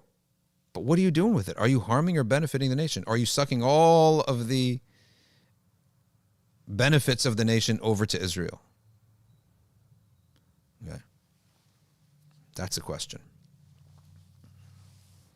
And then the Muslim goal, I'll say it again in Dawah, our goal is not to go after positions of influence. That's not our goal. That's never how, you never see this. We're not some kind of parasite group that wants control. No, we want to give guidance. We want to spread guidance. If you had a position of influence, good, take it. Like Prophet Yusuf said, give me that position. That's fine. Common sense also says that. You can go for position. But it's not an obsession for us that we want to control everything. We're not worried about ever going extinct. They are. The Jews are worried about going extinct. That's why they got to control everything. Okay, as Lucas Gage said in his wonderful Qasida. We're not worried about that. We have no position at all. In fact, our dawah, it goes down like water, down to the lowest common denominator. For the poor and the needy. That's what matters. The poor and the needy are the ones who will produce the future leaders. We address the poor and the needy. And those who want to listen to the message. In fact, if you gain control, you may corrupt your ability to spread your message. People most listen to the message of people who don't have power. Right? Because you have no interest. You're not trying to give us a religion that will preserve your power.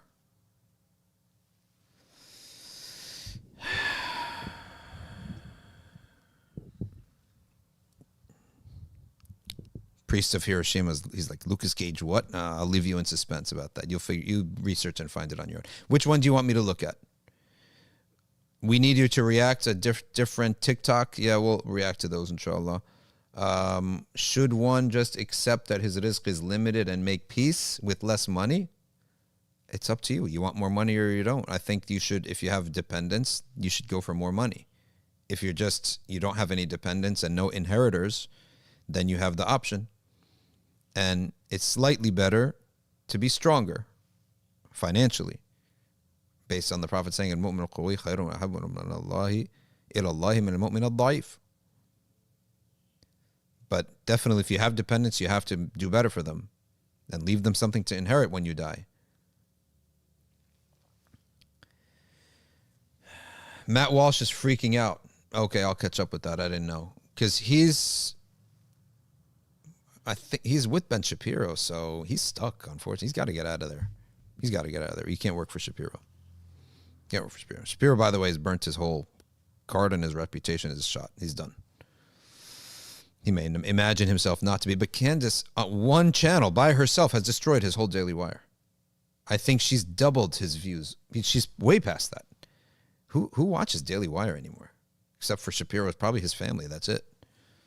And Matt Walsh is on the cultural stuff. Maybe people watch that, but he needs to check out of there, right? If he wants any future in the right. A Muslim who denied his parents and siblings rights and access to grandchildren, nephews, niece, still denies rights after parents die. How should siblings treat him? Your uncles don't have a right technically to see the nephew.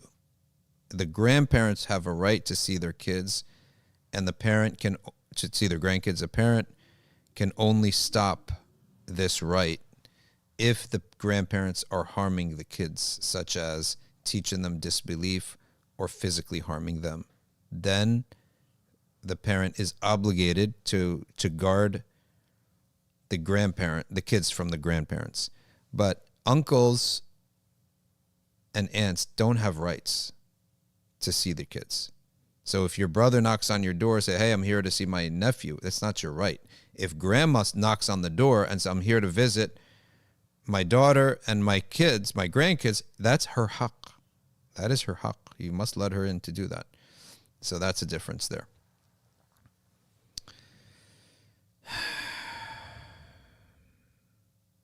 Muhammad Diallo, maybe contact Sheikh Harun Saleh. He knows all about that. Contact him on Instagram and Twitter about tax liens and deeds. What's the Islamic view on democracy and the democratic system? And Darwan Balwan, I already answered that question. When Allah manifests, when we say that God manifested in this life, it means he created a sign in this life, a sign of his power, a created thing, not his essence. We never ever say that God's essence emerged or entered the creation. That is inconceivable rationally and scripturally. As for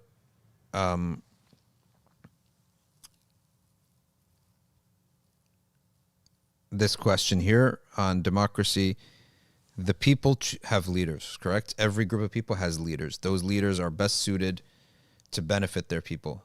The leaders of those people come together themselves and choose a ruler amongst them, from amongst themselves. The people who those leaders represent do not choose the leader. Rather, the leaders who emerge from every demographic of people, they come together and choose someone amongst themselves to be the leader. That's it. Matt Walsh is a crusader. Of course, he's a crusader, no doubt about it. Crusader in a sweater, I guess we call Matt Walsh. A crusader in a sweater and glasses, although most of them are crusaders in suits and skirts. Megyn Kelly, of course, a crusader in a skirt. But these other guys are crusaders in suits. Let's not mistake their anti-woke, anti-LGBT stance. That's nice. It's a coincidence, really. But they're ultimately crusaders who have no issue. They really do not have an issue with the genocide happening to Muslims. Their forefathers have done that through colonialism and through the Crusades. As if blood was flowing in the streets of Jerusalem up to your ankles. So Matt Walsh is complaining of the adhan in Dearborn, Somalis in Minnesota. He's too cowardly to say there's a problem with Muslims. He talk about Arabization of America. Oh, what about Europeization of America? How about the name America? Amerigo Vespucci? Wait a second. He's worried about the Arabization. You can be worried about it, but don't say it's from a principled standpoint. Yeah, just say it's from a racial standpoint. It's us and them. Then you're consistent. But don't say from a principled standpoint. Because I think the Cherokee and the Lenape and the Seminoles and the Sioux and all these other guys were also worried about the Europeanization of America at some point. So you can say I have a problem with Muslims as an other group that's not my group, and it's an ethnocentric value system that you have. And at least you're consistent. You'd be dismissed, but at least you're consistent. But don't say it on don't bring this as a value issue, principle issue, I mean. Because on the principle issue, the land that you are even talking about has been Europeanized when it wasn't before. So, listen, if you don't like the spread of Muslims in the country, convince your kids of Christianity. Okay, that's it. A